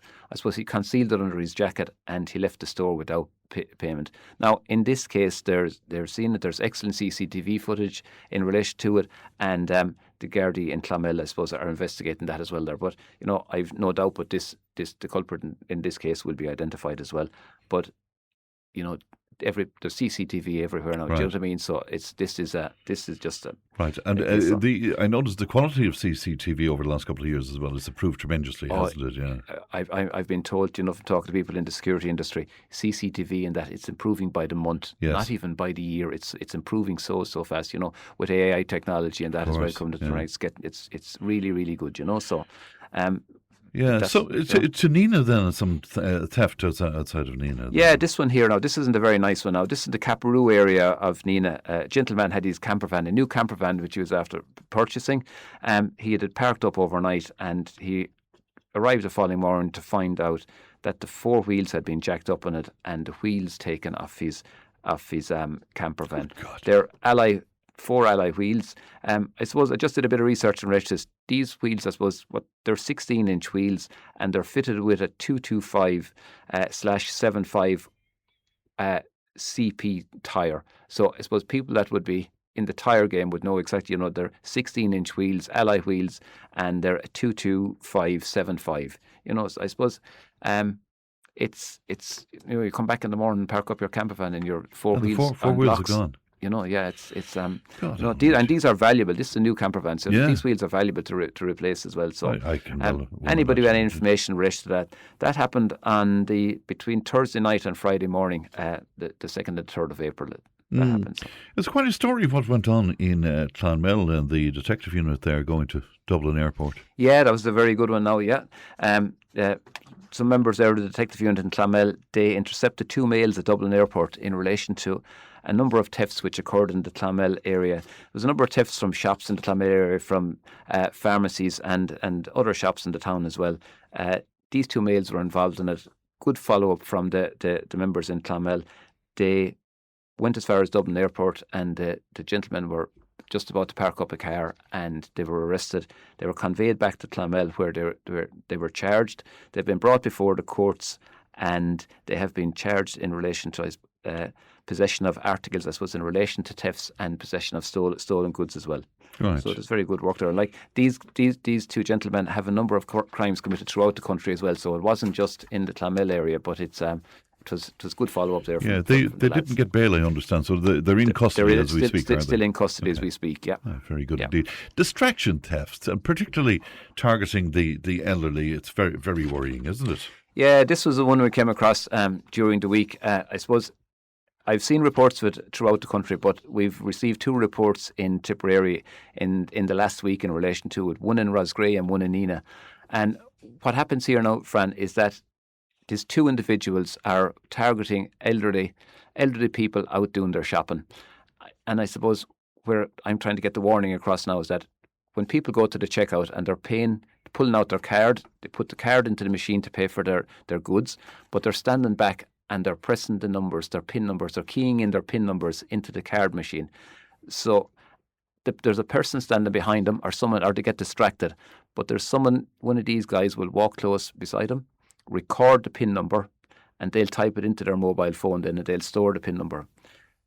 They leave the person who's done the shopping, they leave them go out to the car, they sit into their car, they put their shopping in, and one of them approaches the car and they'll say, "Excuse me," knock on the window, "Excuse me, I'm sorry, but there's a wire hanging from underneath your car." At this stage then they'll have a little wire with a magnet on it, and it clips in underneath the car, and they'll tell the lady or whatever, "There's something wrong with your car. I think I just said I'd tell you there." So the person gets distracted.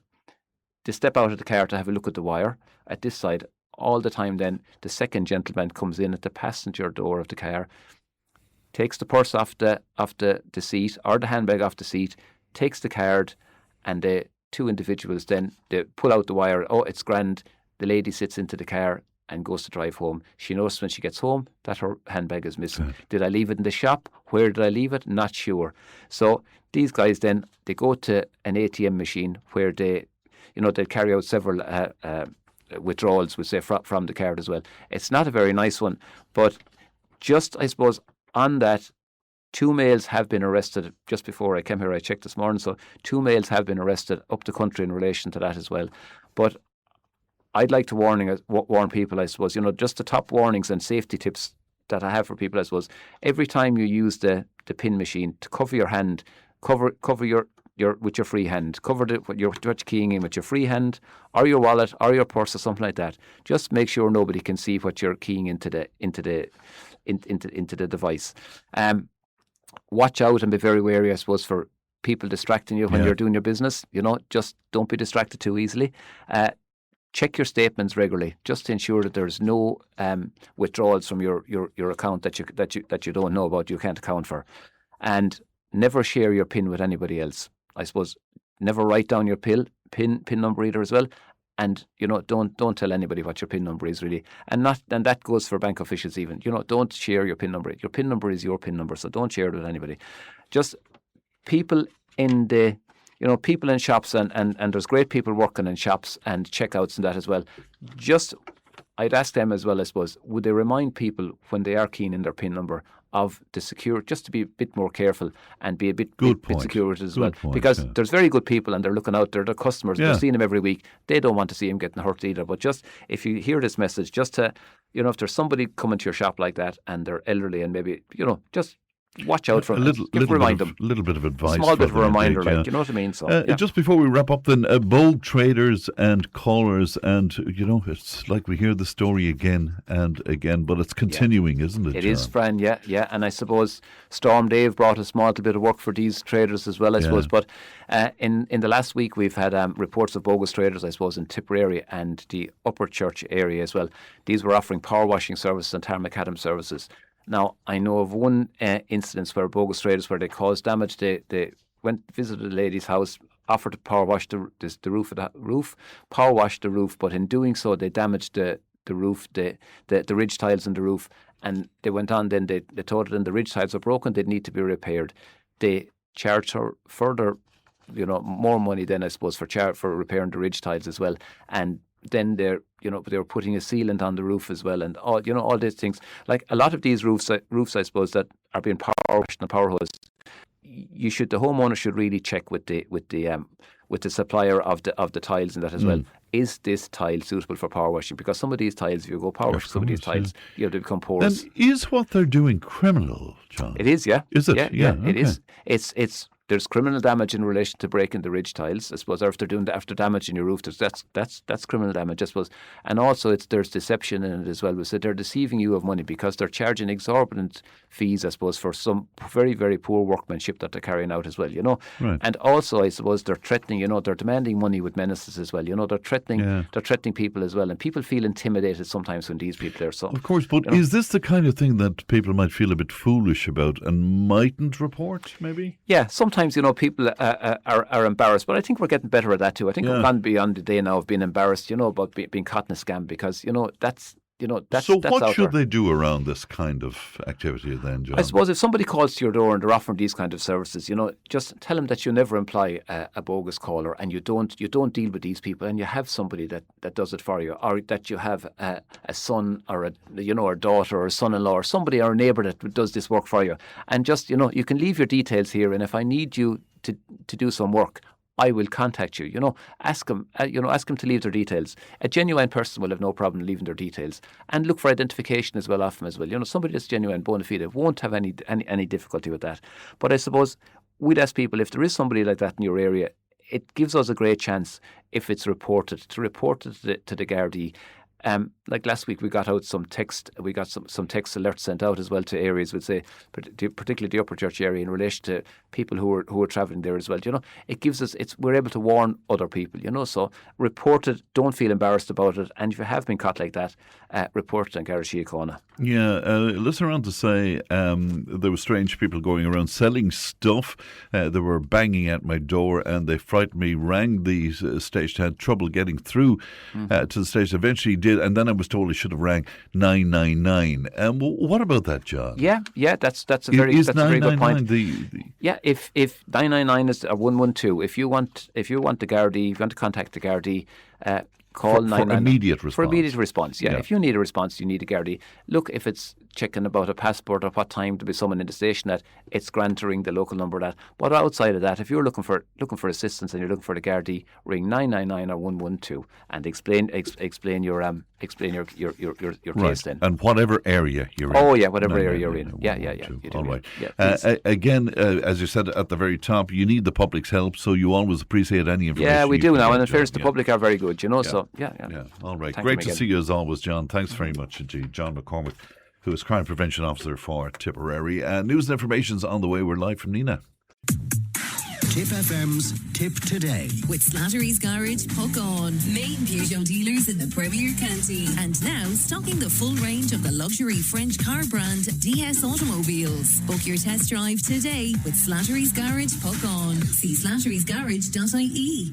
Tip Today, in association with Slattery's of Puckon, your main Peugeot dealer for over 50 years in the Premier County. slatterysgarage.ie.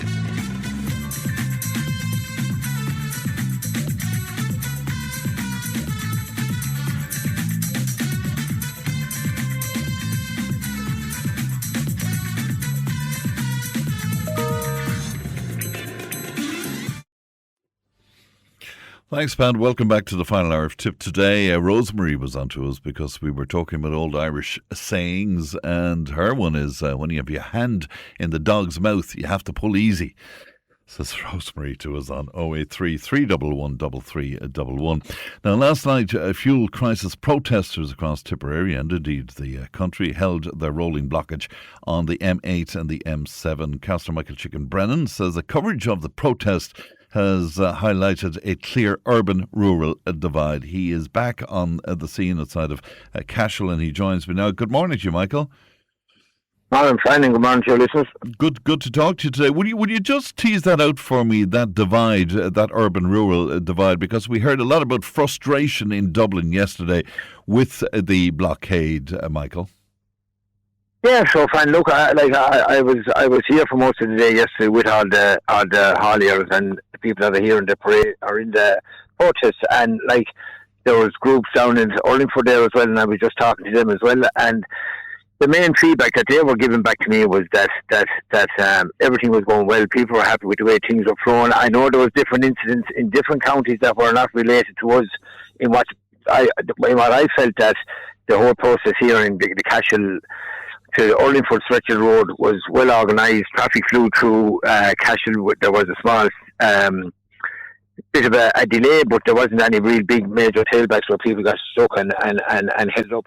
But what the main thing that was coming to anyone that was being kind of with obscene language being shouted out, or gestures with hand signals and all that, came from people that were from urban areas, and telling them to stay in the country and don't come near Dublin and all this. And so that was like, and it was the same up in Dublin, the feedback I was getting as well, that they shouldn't have gone to Dublin. But like, they have to do this, friend. They had to get out and protest, because these people are at the limits now. Like, we're talking here about 1 month to 3 months where some businesses could be gone, like some small haulage companies, some small builder could go, and the electrician companies that have a couple of vans, they're all under pressure here now, and they're all out here to defend what they want, is to get a cap on the fuel prices of the diesel, because it's a crippling point now for them. And you can see the frustration, you can see the anger amongst them here, and we also see the anger then from the urban side of it as well, where they don't understand rural Ireland and how rural Ireland works. I was speaking to Deputy Barry Ward at the top of the programme. I was speaking to him about a number of things, about the whole business of the protest came up there as well. And he said an interesting thing. He figures that the people like yourselves out there, you don't have a mandate to be out protesting. What do you make of that criticism, Michael? Well, look, like everyone is entitled to their own, but like the mandate here, Fran, is livelihoods. That's the mandate here for the people, because the breadline is very thin here now at the moment, and there's a lot of young families here, mortgages, houses, lorries, tractors, everything is being paid back for and everything. But at the moment, they cannot go out and make money because of the price of diesel, and like you have to send that on to other consumers then, and that's going to affect everyone, and it's going to ripple down into every household and everyone in the whole country. So like, if there had to be engagement with the government here on the 31st of March, when they sent a letter into Simon Harris and Micheál Martin, there was no engagement, and it left them with no option. So, like, you could plan this and do it in 3 months' time, or you could plan it and do it in 6 weeks' time or 4 weeks' time and have a mandate and the whole lot. But, like, they're at a breaking point here, Fran, and I think the people in the whole country need to understand that. The ministers will meet today, I understand, to consider their next steps, I suppose, but seemingly by way of coverage across the newspapers today, they will not move to reduce prices further, instead focusing on ways to reduce the public's reliance on fuel, which is interesting. So they really don't seem to have an intention of doing what it is that you're calling for. And what has filtered through here with Darragh O'Brien being on the radio there with David McCullough this morning, and also with a press conference with Minister Harris and Taoiseach, that they are not going to get into negotiations with the protests and the blockades, and that has kind of deflated a couple of people here this morning with just hearing the news of it. But what we will see here will be an escalation. That's the feeling I get, that we will see an escalation of what to do next. When you say an escalation, are you talking about continuing on the protest into next week? Is that what you're talking about? Well, if they can, like, at the same time, this is costing them money now here to be here every day, that they stay off the road and not making money, even though they are running at a loss in doing their businesses. But like, they are talking here amongst themselves and say that things might have to escalate to get them to listen to us. But that's what I mean. What do you mean by that when you say escalate? From the government down. There has to be. And I'd be calling on our 4 TDs involved in the government that, I would like to see if they came and talk to these people here and listen to them. Like, these are the people that we depend on in our county. These are the people that, when we have the snow and the roads need to be cleared and stuff to be brought around our county, like, these are the people that make our county tick, like, they're hard-working people. They do not want to be out here today doing this. They'd like to be making their money, and they're honest, hard-working people. Were the TDs in attendance at any point yesterday? The only CD in attendance yesterday was Deputy Matthew McGrath, and he has arrived again here today. Right, so no government TDs there. No government TDs, and I will be calling on the government TDs and to come and meet the people here and take it back to Dublin and see the frustration of the people here that are fighting for livelihoods.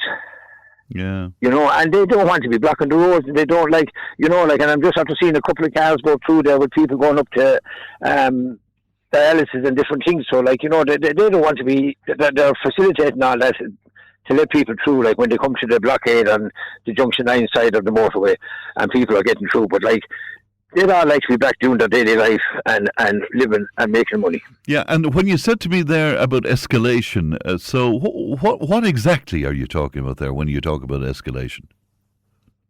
Well, look, there's no blockage down around Care at the moment. There could be one going there. That's just the different things that I hear.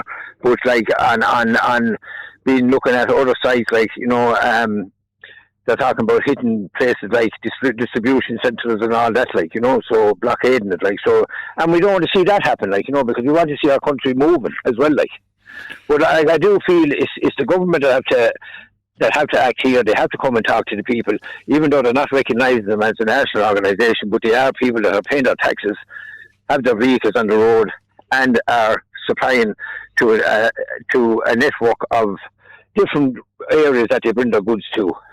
You have Michael Mackey with you. I have Michael Mackey here beside me as well. Yeah, Michael's the local transporter here in Hollier in Cashel there, so I'm going to hand over the phone to him. Right, thanks for that, Michael. Good morning to you, Michael.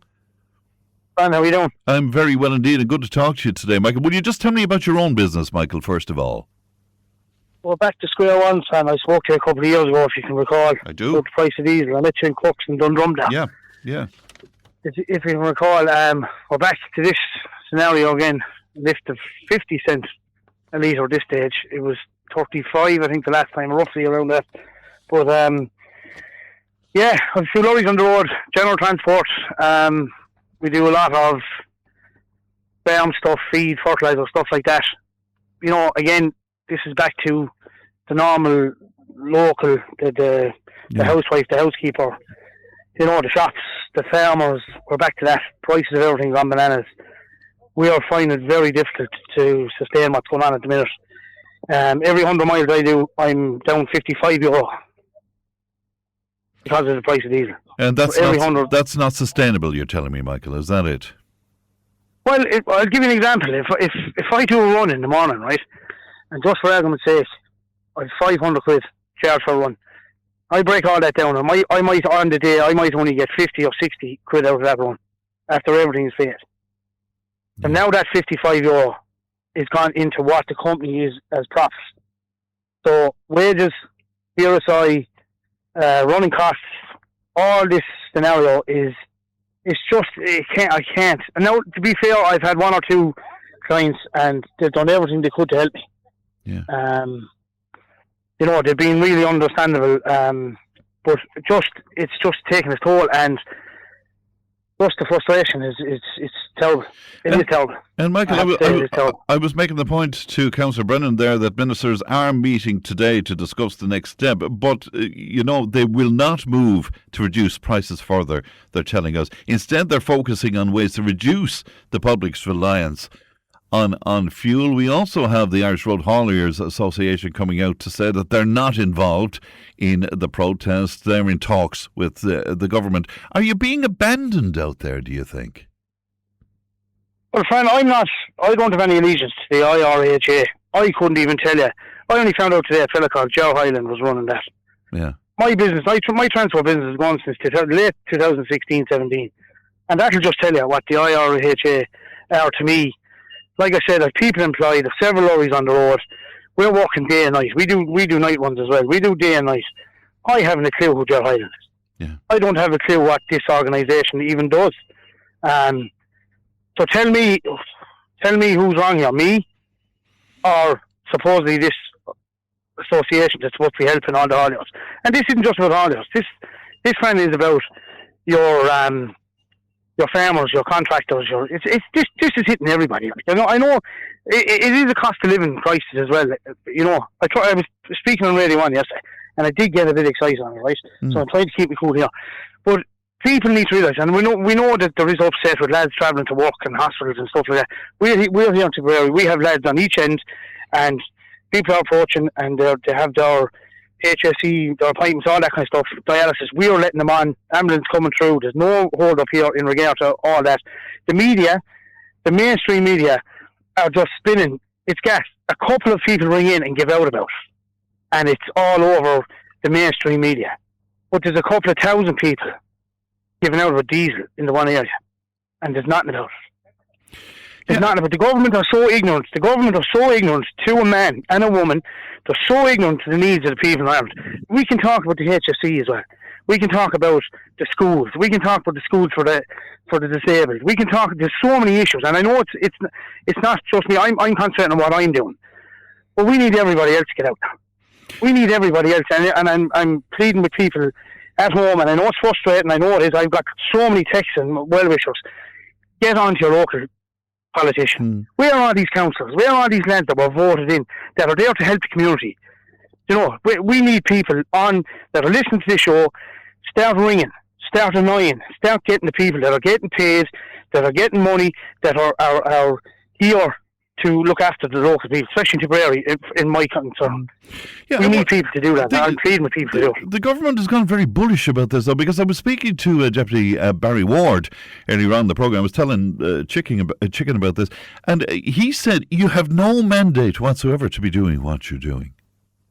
Well, listen, I'm not educated enough to even understand the word mandate. You'll have to explain what mandate means to me. Well, but I do know that is there a mandate to take €1.13 out of every €2 that people are using to go to work, to do work, to provide food, to provide all this.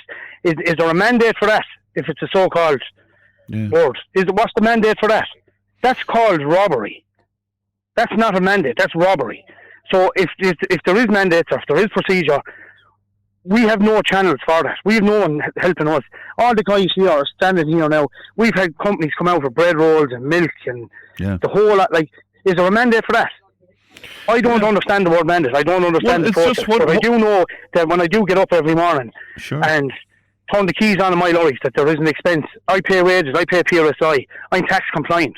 I'm up to all that. So what mandate is there? Well, what I took from it, Michael, was that he figured, and I guess he's speaking on behalf of Fine Gael with it, he figures that, you don't have a right to be out there because you don't have an organisation, certainly, that you're being represented by out on the motorways. My company has a tax number. I'm a registered company here in Ireland. Yeah. That's mandated enough for me to be worried about my staff, my business, my family. I won't go hungry, don't worry. I'll do something else. I'll go working on something else if I have to. But if my company goes broke or my company can't survive, it'll be on their backs and no one else's. Not because I'm a bad businessman or anything like that. The haulage industry is tight enough as it is. We have to work out our facts and figures. But like I said to you, Fine Gael, Fianna Fáil, I'm not a party, I'm not political, so I just want someone to look after me. Yeah. I don't care what flag they are, I don't care what colour they are, because if you ask me, it just seems fine, and it just seems that once they go into that big building, the Dáil above, they just get brainwashed. That's the end of it. Look after the pension, look after my few bob, my travelling expenses. Micheál Martin and the government bought a jet. They bought a jet a couple of months ago. You're joking me. Yeah. Like, who's running that jet? The fuel on that jet? Like, they're just flying in the face of everybody. Their state cares, their expenses, they don't know what it's like to put in 20 quid worth of petrol into a car and try and get around. They don't know what it's like to go down and do a shopping list and realise that 20 items on your 30 item shopping list are gone up again because of expenses. And the expense at the end of the day, friend, in this country is diesel. There's an alternative. To talk about carbon tax. The carbon tax, we're paying this carbon tax. While every other Putin and Trump and all these other guys around the world with big rigs and big ships and airplanes and jets and bombs wrecking the place. China are the biggest industrial country in the world, and yet they have no carbon tax. So we're a small little we're a small little island, and we have to pay the price for the environment, while everyone else can do what they want. It makes no sense for him whatsoever. And livelihoods here, there's people here, they're at their wits' ends, and whatever about businesses, losing the business, like I said, there's a lot of us here, we'll grind it out, we'll do something else. But there's a lot of people here that mightn't be around to do business. And that's the truth. That's not SH1T talk. That's the truth. If this is affecting people mentally as well. If they don't intervene in some way, what more can you do? I mean, will you continue the protest, Michael? What's... Yeah, Minister O'Brien put out a statement there, or it's online that we're looking at. Yeah, we were kind of a little bit disappointed with that, right? And some lads were kind of a little bit gutted. But just after rounding up there, we're all chatting about it there, just after talking about it there, this is actually adding more fuel to the fire, believe it or not. This is putting more fire on the belly of the boys. Why? Explain that. And I'm speaking with the boys on the M8 here. Yeah. Not to let this guy just come in and dictate. Like, this is a democracy. We're entitled to sit down and talk to somebody. This is not a democracy. It should be a democracy, but it's not a democracy. Like, the way this government are running things, it's like 5 or 6 people, communist regime, just dictate, decide this is what will happen. You know, so there's this isn't going to stop at the minute. This is actually, like I said, this is only going to get rolling. Right, and so the government can make that call, but the boys here want to make this call as well. And that's the general feeling, Michael, among you all there, is it, that you're not for turning on this? No, we're not for turning, no. We're going to have to roster it now. We're going to have to go through it and sit down. We're going to have to roster it. Some lads have work to do and some lads have to get work done. And so what's going to be set up here now is we're going to roster all the work between us and the man in the gate, we're going to do all that between us and try and sort it out. And if we have to drag this out, it will be done. And I might add, the boys have been very sociable here. The boys have been very good here. In Tipperary now is all I can speak about, not the other. We're on groups here throughout the country. And it's just adding fuel to the fire now, friend. And Michael, is a spokesperson or persons emerging from you all that could negotiate on your behalf? Yeah, well, we have a group there, the Future of Ireland, right? We have that group there, and James Keown is on it, and there's a Christopher Duffy. Now, I haven't met the boys personally, but we've been speaking, through WhatsApps and the odd phone call and stuff like that. But there is guys there. They had a meeting there in the Midland Hotel. Brian Bogey and one or two more, they organised it. Again, I don't know the boys. I just know through dealing with them through social media and phone calls that this is what's going to happen. Like, it's going to be, it'll be a civil war without guns. Man, that's what it's going to be. A civil war without guns, but the boys will not. They can't. We can't do it for them. We can't do. If I'm going to go bust, if my company is going to finish up, it's going to finish up my terms, not theirs.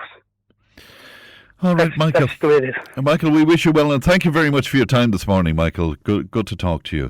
Thank you. Good morning to you. Bye-bye to you now. That's Michael Mackey speaking to us there, and ahead of that, we were speaking to Councillor Michael Chicken Brennan as well. A civil war without guns. What do you make of that? 083 311 3311. You can hear the frustration in his voice. You can hear the emotion in his voice as well. Love to hear from you. Tipp FM's Tip Today. With Slattery's Garage, Puck On. Main Peugeot dealers in the Premier County. And now stocking the full range of the luxury French car brand DS Automobiles. Book your test drive today with Slattery's Garage, Puck On. See slatterysgarage.ie. Tip Today, in association with Slattery's of Puckon, your main Peugeot dealer for over 50 years in the Premier County. slatterysgarage.ie.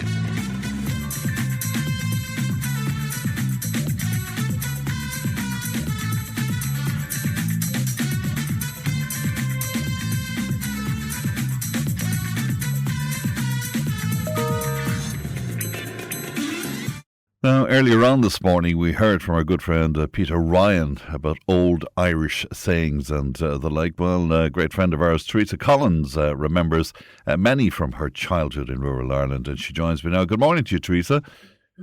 Good morning, Fran. How are you? And good morning, everybody. I'm very well indeed. Lovely to talk to you today. Before I talk to you about sayings, what are you making of the protest at the moment, Teresa? Well, I'm behind him 100%. Michael Mackey spoke very much the truth and the way Ireland is becoming. I think I even said to you previous year gone by there about that there will be a civil war in Ireland the way things is going. It's heading that way. It might be one, as you say, without guns, which he quite rightly. But I think as Irish people and myself, because I had to give up the car 2-3 years ago because I couldn't afford to keep running it. It's hard, and I mean hard from putting the electric, putting the food, and I mean they as hauliers and they as their jobs, it's twice as hard on them because they have to have the money and meet the bills. But I also say the people in say the urban areas, the likes of Dublin, don't understand that if we haven't them lads there to bring in their lorries, to bring in their food onto the shops, and don't realise that if they hadn't them there, they wouldn't have food in the shops as well. And I also say, I think every man, woman and child should get behind them, because this is what this country needs, to be some way coming back to a right way of living for everybody, not just for one, for everybody. Yeah, and are you surprised, Teresa, that it appears that the government is not for turning on this in the least? Not one bit, Fran. I'm never surprised at what the government does, because they never do what they should do right. We have learned that from the clocks in the Liffey going back to the new voting systems that took up space. We have learned so much of wrong of how they're doing, that if they did something right, I'd nearly be shocked. I'll be quite honest. Yeah, well, they're talking about all sorts of things, like, you know, keeping our powder dry, says the Taoiseach. He said it has to be about keeping our powder dry and having economic firepower to protect Ireland in the months and the years ahead from this shock. So they're minding their money at the moment because they might need it more in the future, if you read into that. What do you think? Well, Fran, I'd say they probably need it because God help us, their wages is so poor. I mean, get them to live on 288 or get them to live on 320 a week, then they can say about how much to keep people happy. I mean, to me, right, Ireland, they won't have an Ireland if they don't. They will not have an Ireland if they don't start to cop on and listen to the Irish people. And I will say to any TDs, no matter what politics you are, start listening to us. I mean, friend, you have heard there and you've given fantastic coverage as media goes. But at the same time, they need to listen to us as Irish. They need to listen to the people, because they needn't come to me for a vote this year or whenever we're voting. I'll be telling the whole lot of them where to go.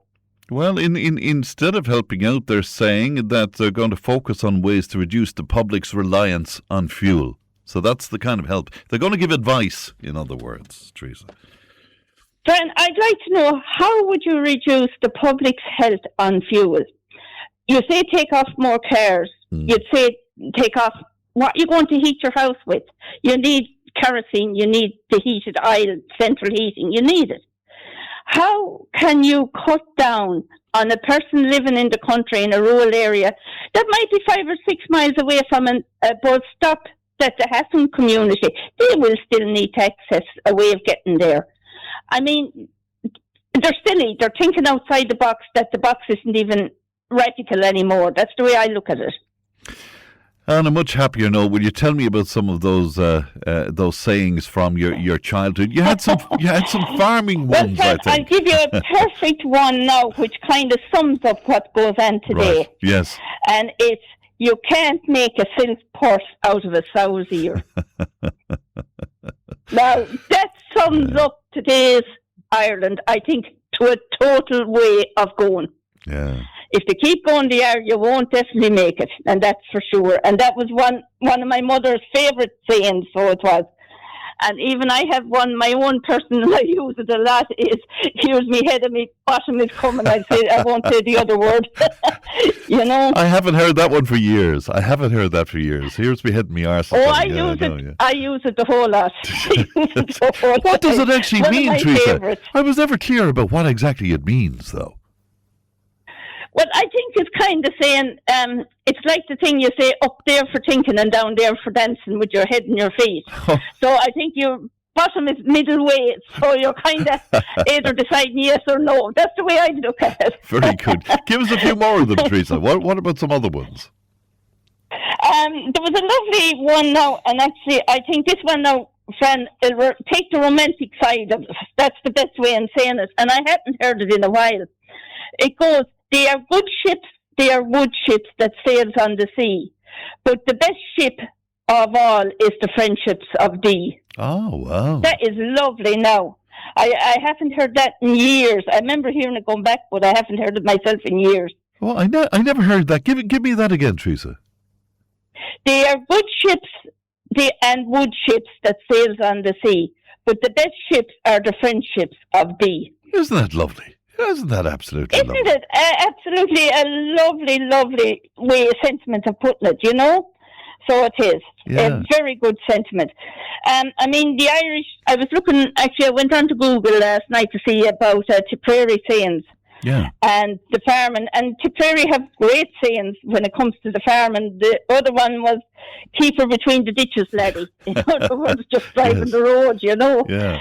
So there is often nice bits and pieces. Yeah. Give us some more of them, Teresa. Another one now I think, Fran, is lovely as well. What fills the eye fills the heart. Okay. Right. That's a nice one as well, so it is. And this one now, you're going to have fun with this one. Bit nippy around the dippy. Now, friend, what are we talking about? A bit nippy around the bitty. Well, yeah. no, you're going to have to explain that to me, says he, coyly. Well, the explanation of is cold water. Okay. Right. So I thought that was actually very good as well. Yeah. There was a beautiful, I'm going to say, because I remember the man, the late Darry Peters, Lord have mercy on him. He's just up the graveyard there for my own family in Monsey, but Darry never had no family, and I have to say there was a headstone put up by the McLaughlin and Foley families, and I'm sure they don't mind me saying it, but on the headstone is read, I went to the wake and the wedding and I met with the friendship of all. I thought that was the most beautiful, it's lovely, nice isn't it? way of describing a person, you know. Yeah, he was a man with no family, was it? And it was that the point he was making? He had no family, but he was a neighbour, and the neighbours got together and put the headstone up, and I thought it was a beautiful way of tribute to a man that did do all he did, you know. It's gorgeous. So it is. Yeah. You had a couple of others as well. Don't talk about yourself while here, cause you won't talk after you're gone. What does that mean? Well, I say it means really don't talk about yourself, because you won't be talked about when you're gone. Right. Okay. You I look at that as death in a way. You know what I mean? Yeah. Aren't they lovely sayings? I'd be looking at. Are there any sayings emerging nowadays, if you know what I mean? I mean, are these all old sayings? We don't have any that are emerging now, do we? Not really, because I mean, what you have today, as the saying is, if I go into the woke language, you quite understand what I'm saying. Today, what we have as old sayings could be described as, how would you say, not nice words. And then today's words, I don't think they have an idea of what the old sayings are, because people don't remember them. I suppose. To be honest, you know. I suppose, yeah. Vinny Savage, my old friend Vinny, was on, and he says a pat on the back is a foot away from a kick in the ass. So. That's a good one now. That is a very good one. So it is, you know. And there's another one there, we all say it all the time, lads. Lads. And that is seemingly, lads. You kind of say, look, cop on or get there or do it right, or, you know, that sort of a way. But I used to have another one my mother used to say, and I thought it was always great. You can't freeze the balls of a brass monkey. I know I shouldn't be, but friend, you can't resist it when you go back to the good old saying. Very, very good indeed. Yeah, actually, Donald Looney was talking to us earlier on. He was talking about peacekeeping out in the Lebanon, and he said one of the ways that they dealt with some of the lads there was, lads. You can imagine meeting this whole bunch of Hezbollah guys. I know Donald, so it is. It's a lovely response, that's the way isn't it is. Yeah, it's great. So it is, you know. All right, well, Teresa, great to talk to you today, as always. And keep between the ditches, won't you? I'll make sure I'll be on the road, up and down, friend. Right. Thanks very much, Teresa. Thank you. Good Thank you, morning. friend, Bye-bye, so much. Bye-bye to you now. That's Teresa Collins speaking to us there. How do you feel about that? 1800 938 007. Tipp FM's Tip Today. With Slattery's Garage, Puck On. Main Peugeot dealers in the Premier County. And now stocking the full range of the luxury French car brand DS Automobiles. Book your test drive today with Slattery's Garage, Puck On. See slatterysgarage.ie. Tip Today, in association with Slattery's of Puckon, your main Peugeot dealer for over 50 years in the Premier County. slatterysgarage.ie.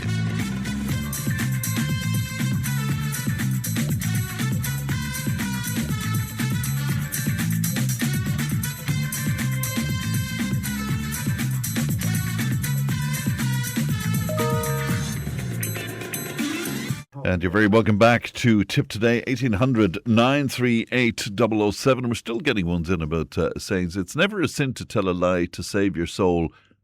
A great tip saying from Tom. So it's never a sin to tell a lie to save your soul. Okay, I'm going to have to ponder upon that for just a little while. John G. O'Dwyer is with me. Good morning to you, Good John. morning indeed, Fran, yeah. We're going to continue on with our story of Ireland, but it's interesting, these old sayings and stuff. Is that something you're interested in, John? Well, I'd be interested more, of course, in the Irish ones. Like, I love the way, Irish is such a more resonant language, so I'd be more interested in that. So I love Fool's Day, Lán and Amadan. I think it's a much more resonant, and all the phrases we have around. I mean, the Hawthorne will be coming out soon, the Skeoch. But those are dying out. I was saying to Leanne there outside, and some of the phrases aren't as much used anymore. Smithereens is another one coming through. Yeah, Smithereens. The other ones. Where does that come from? That word? Yeah, well, it comes from the Irish language. It means, absolutely. Right, okay. But some of them have gone into the English language. Another one, funnily enough, people wouldn't think it is Bonnov. And that's actually in English, that's Piglet. Yeah. But that has leaked into the language, and it's even used by the English people now as well as that. Languages are democratic. You have all guys in departments who make decisions, and they'll say, well, this is what we should call that. But language is always democratic, so people will decide. So you'll get things like a lad up in the Gaeltacht, I've had this, sure, we may go all she's on boher on me bicycle. Something like that. So that's how they the English then moves into the Irish as well. Exactly, sure, for me are on computer, they won't bother taking in that some fella somewhere decided that a computer should be a rivera. Will just be democratic. We say go over she's on boher in some factory shin. That's what you'll get. That's democratic language, Now, it may not get you an A1 in the Leaving Cert, but that's how people actually use language. And all the time you invent new words and people may adopt them and sometimes they may not. It's fascinating. Language is fascinating. It's continually and how it evolves. But it's a beautiful language, Yeah, and when you get to borders, of course, it's fascinating because you really have overlap there. Yeah, and they're leaking into each other. Yeah. But even then, you have Hospital down here in Munster Irish Orlan, a hospital up in Donegal. So there's all these different words as well as that. They'd say Rinnemay in Connemara, they'd say Yennis down in Kerry. So it's fascinating, but it's so rich, and I love it. Yeah, absolutely. You're going to continue on then with our story of Ireland, and we're going to kick off today with Grattan's Parliament. Yes, exactly. Yeah. Okay. Yeah. Now, that's it. So it's a Protestant parliament. It's the kind of, now, what happened there was, there had been Pining's Law, and that had said that the Irish parliament was subservient to the English parliament. It would be subservient. The Irish parliament had to get a rubber stamp from the English parliament to put anything through. They got fed up with that. But it was a Protestant parliament at the same time. But what happened was, a lot of things changed because of that. The American Revolutionary War, and most of the British soldiers were taken out of Ireland and brought to fight in America. Yes. And then there was volunteers put in place to protect the country from a French invasion. When the French invasion idea declined, they suddenly said, we have these volunteers now. We could put a bit of pressure on the British. So they had marches to Dublin and they demanded their own free parliament. Now, and they got it. They got Grattan's Parliament, which was no longer subservient to the English Parliament. They could make their own laws. They were only subservient to the King of England. That's exactly what they wanted. And who was Henry Grattan? Henry Grattan was, like every one of them. That is the important thing to remember. This wasn't the Democratic Parliament. He was born in Dublin, but he was part of the aristocracy. Everybody in this Parliament was a Protestant. And what you really had, they met in winter in Dublin, and what you would have is kind of all the aristocracy. If you were any kind of a big lord in Ireland, you had a seat in Parliament, and you might have 10 voters in your constituency to elect you. So you were pretty well guaranteed that. And they all came together for the season in Dublin, and that's why then the great houses of the Merrion Square, which was once Mountjoy Square, these were all created in Dublin for the winter season there. So you had Grattan's Parliament. And at the same time then, what happened was, we always think that there was a big bang, as you call it, in 1829, Catholic emancipation. But it wasn't. It was a slow kind of crawl forward. And what happened? The American War of Independence had another big effect, because it meant that the first easement of Catholics, not because the British liked Catholics, but they wanted the manpower. And up to that, Catholics couldn't be in the army. You're badly stuck for men. You've got a population of 4 or 5 million in Ireland. You're going to change it. So that was the first thing that changed. They allowed Catholics into the army, and a lot of them went over and fought on the Revolutionary War. But as time went by, then most, they were allowed to have their own schools. They were allowed to have their own churches. They were no longer the thing like what they couldn't buy land. All of that was gotten rid of. And then, of course, there was the jewel in the crown for the church, and that was the building of Maynooth Seminary. I said that the last day because they were afraid the priests were going to France, like Daniel O'Connell did later, and coming back with very, very radical ideas. So let's keep them at home. The problem is, like Trump today, when you take money like that, you mightn't like Trump very much, but we can't say much to him because we need the money. And from then on, the Catholic Church were to some extent in thrall to the British government. They could never be as critical as they wished. As well as that, of course, they hated the French Revolution because so many priests were killed. The end of the penal laws, then, are we talking about in around this time as well? Yes, Grattan's Parliament. Some of them were under Grattan's Parliament, actually. Yes. Yeah, I never fully understood, though, why it would be in Grattan and people like him, their interest to reduce British control. Well, they wanted power themselves, I suppose. Was that liked what it power, was? and they felt that, we'll say, for example, corn laws and that, they were being made for them by the English Parliament. So, it's the nature of politicians to want power, and I suppose they felt they were being demeaned, that every time they discuss something, vote on the British Parliament, they could say, no, guys, you can't put that through. So it was very difficult for them, and they wanted a Protestant Parliament. Why they were giving some, I suppose, easements to Catholics was, firstly, they wanted the manpower, and the British Empire was industrialising, it wanted the manpower. But as well as that, it didn't work. But they were trying to reform. There was a threat now of a revolution in Ireland, and they were, you're looking over your shoulder at that. So it's a question of trying to dampen things down. Right. But you often find reform actually leads on to a revolution, and there was reform before 1916, and that led to revolution. So it doesn't always work. Interesting. Yeah, the United Irishmen then. Yeah, that's it then. So now you have the Catholic easements. Now, there are still problems for Presbyterians and Catholics. For example, they cannot sit in the English Parliament. But now, if you were the average small tenant farmer in Upper Church at this stage, the government doesn't really impinge on you. You're not ever going to be in Parliament. You're never going to be a Queen's Counsel. You're never going to be a general in the army. So don't worry about that in the ordinary sense. But this was the idea, I'd say, mainly. They saw what had happened in America and at the start of the French Revolution when it all went very well.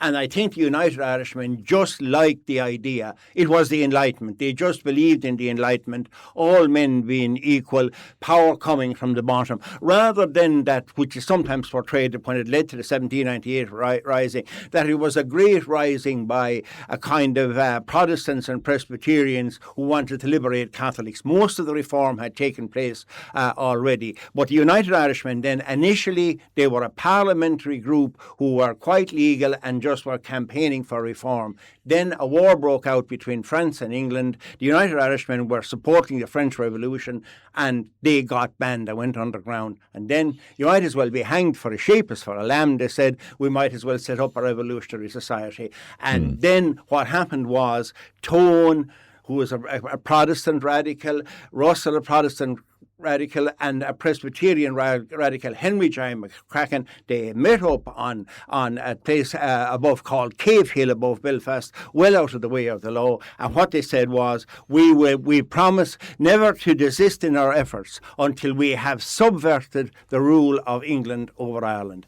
This is the first enunciation of a republic. If you notice, all the way up to now, it's which king or how much power a king would have. Nobody was radical enough to say, we want to go fully independent. Right, but this was driven by what happened in France. This was driven by what happened in the United States. It was just a good in itself, and a kind of a feeling that was around in 1921, which ultimately didn't work out, that all our ills were caused by Britain, and if we just got independence, everybody we'd have a utopia. But 1798 suppressed by the British. I mean, it was a failure. It was a radical suppression. When they rose, then what happened initially was they were looking for French support. Now, it's all, weather seems to have had a very big effect, because a French fleet came over to support the United Irishmen, came into Bantry Bay and were there for a few weeks and could not land. The weather was against them. Wolfe Tone was on that ship, and he said we could have thrown a biscuit ashore. Britain has had her greatest escape since the Armada. But that was the French gone, and then Napoleon got more interested in going off down into Italy and Naples and Egypt and places like that. There wasn't much French help coming, so they decided to rise in 1798, but there was informers, and most of the leaders were arrested before the rising. Right. Does that take us to the Act of Union then? Yeah, it does, yes. What happens then is, though, it's a very, very bloody rising. So the idea is to rise and take Dublin. And that was the seat of British power. Yes. It doesn't really work out. The leaders are captured. Some things happen in Kildare, Wicklow and Meath, but in general it fizzles out. And it looks like that's the end of it. But what happens was, on foot of that, the British go down, and in Wexford there are huge reprisals. Suspected United Irishmen put to death. And this leads, the Irishmen are already there, this leads to a spontaneous rising by people like Father John Murphy. And then the United Irishmen, it's not a planned rising, then the United Irishmen come in behind them. And it's a reasonably successful, goes on for a month. They take over almost all of Wexford, set up their own republic. But they have a problem. They are isolated in Wexford. They have to break out from Wexford. And they try to break out into other counties where they hope the United Irishmen will support them then if they break out. They tried to break out to New Ross, were defeated, tried to break out into Wicklow, to Arklow, were defeated, and ultimately were defeated at Vinegar Hill. But then, this is what leads on to the Act of Union hugely. At the end of that, once they had been defeated, a lot of loyalists in Wexford had been, they say 100 or 200 of them, were captured and put in the barn. And then, when they had been defeated at Vinegar Hill, some, now, not the leadership are opposed to it, but some of the locals went along and they simply set fire to the barn, which had 100 to 200 women and children, loyalists, Protestants inside in that. And, that was a tremendous atrocity. What it meant then, suddenly, that happened to the aristocracy down in Wexford. That could happen to us. Maybe a little bit of protection from Britain wouldn't be so bad. And suddenly people who are radically in favour of their own parliament, the Lords, suddenly wanted to keep their heads on their shoulders. So they decided, hey, an Act of Union mightn't be such a bad idea. There was bribery involved in it as well. But that was the Act of Union. Then 1800, the Parliament was gone out of Dublin in 1801. The city went into decline. And of course, the great houses then of the parliamentarians, they became the tenements of James Giles' era. It's worth mentioning Robert Emmet had this part. Yeah. It's a small one. You have a major rising in 1798. Now, there's a lot of talk about then the risings in the 19th century, Emmet, the United Irishmen and the Fenians. Yeah. None of those. They were one-day events. They never really led to anything. They were more of a skirmish than anything else. They're always, a lot of people hardly have been aware they were around. They didn't bring out any change. And Robert Emmet tried to, the remnants of the United Irishmen, he tried to get those going. I got absolutely nowhere. And then things became relatively quiet in Ireland for the next 20 years.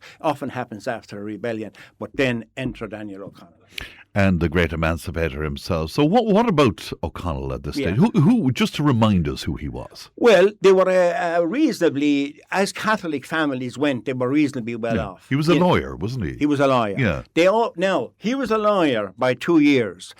The law just came in 2 years before that he could practice as a barrister as part of the Catholic easements. So things were changing. But he was born in Kerry, but they were, again, the English government might have whatever penal laws they liked, but if you were the sheriff in Kerry and you were kind of very friendly with the O'Connells, you probably wouldn't be inclined, a blind eye would be turned. And if you were loyal and kept your head down, and then the O'Connells had very bad land, but they weren't allowed, of course, get any major jobs. So one thing they could do is smuggle in a bit of brandy and wine and that. And of course, that's how they made their money, by as smugglers, the family. So, I've often down around there, all the lovely coves in Wexford you could bring stuff into. And then they were over and back to France. Now, what happened was they were Caroline, they were reasonably well off, but O'Connell's uncle was much better off, and he had no children, so he had more or less adopted Daniel. And Daniel then went to Derrynane, lots of money, no children to compete with, and he is sent for the very best of education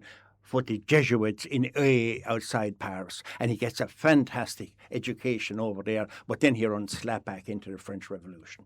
So when he came back home then, how did he get into to politics at that point then? Well, he just became a barrister. He was a barrister, and then he began defending Catholics, and I think he believed, now there wasn't all that much discrimination against Catholics anymore, but he believed still that as a symbol they should be allowed to take their seats in Parliament. Yes. That's what he was fighting, and they should get the major jobs. For example, he was a barrister, but he could never become a Queen's Counsel, because he was a Catholic. He'd have had to renounce his Catholic faith. So he was the best barrister in Ireland, but he couldn't get promoted. So he could see all that kind of thing. And then he set up a thing called the Catholic Association. And he believed very much in non-violence, even though, remember, at one stage, a guy challenged him to a duel. He caused the corporation in Dublin, he called them beggars. Your man challenged him to a duel, a Destair fella. They went off out to Kildare. They fought out the duel. Your man fired that O'Connell missed. Imagine how much things would have changed if it got him. And then your man shot the stair. O'Connell shot the stair, and he died a couple of days later. And he was, so he was a strange man. Like, I'd say he didn't believe in violence, but he's probably a bit vain and arrogant, and he probably couldn't lose face by not responding to a duel, Yeah, it's interesting as the decades go on that we hear more and more about him. As a real person, not as a real kind person, of the saint. He seemed to have been a narcissist, almost. Oh, yeah, well, he would have been a bit, yes. And fond of the alcohol and, lots of rumours about, marital infidelities and God only knows what. But, the people needed him and they loved him, certainly. And in the end of his life, there's one photograph of him, and he's, 70-something, and he has this huge mane of black hair in the photograph. And, of course, he wore a wig at the end of his life. He always wanted to be that dominant guy. He could be a bully, there's no doubt about it, but he brought about change, and he was probably conflicted. He also, Robert Peel, who was a former, would be eventually a British Prime Minister, he called him Orange Peel, and they challenged each other to a duel. And O'Connell accepted, but anyway, the police intervened. It never came off. But you can see he was a kind of a conflicted character, as well as that, massively in love with his wife, but that didn't seem to stop him having infidelities, as well as that. Maybe, in some ways, everybody is conflicted. We're getting to know more about him now, that he isn't the saint that we all see there on O'Connell Bridge. Yeah. Fascinating character. Yeah, absolutely. So for next time then, this brings us up to what, mid-1800s? Yeah, we're coming up to mid-1800s now. What we're coming for then, we have Catholic emancipation. That's what leads on. Then after that, then there's one of the other big things which I didn't mention, which is a huge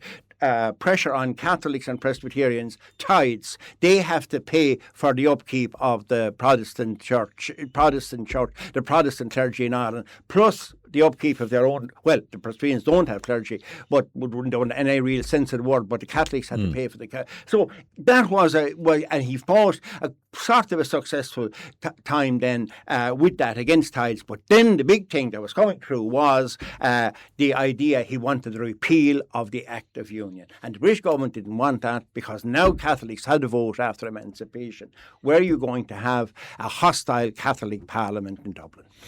And that's where we'll pick it up next time round. John, pleasure as always. Thanks very much indeed. A great John G. O'Dwyer. That's it from me. Leanne produced. Davin's on the web at the time tunnel on the lunchtime show. And we will talk to you tomorrow from Nina. Look after yourselves in the meantime. Bye-bye. Tipp FM's Tipp Today. With Slattery's Garage, Puck On. Main Peugeot dealers in the Premier County. And now stocking the full range of the luxury French car brand DS Automobiles. Book your test drive today with Slattery's Garage, Puck On. See slatterysgarage.ie.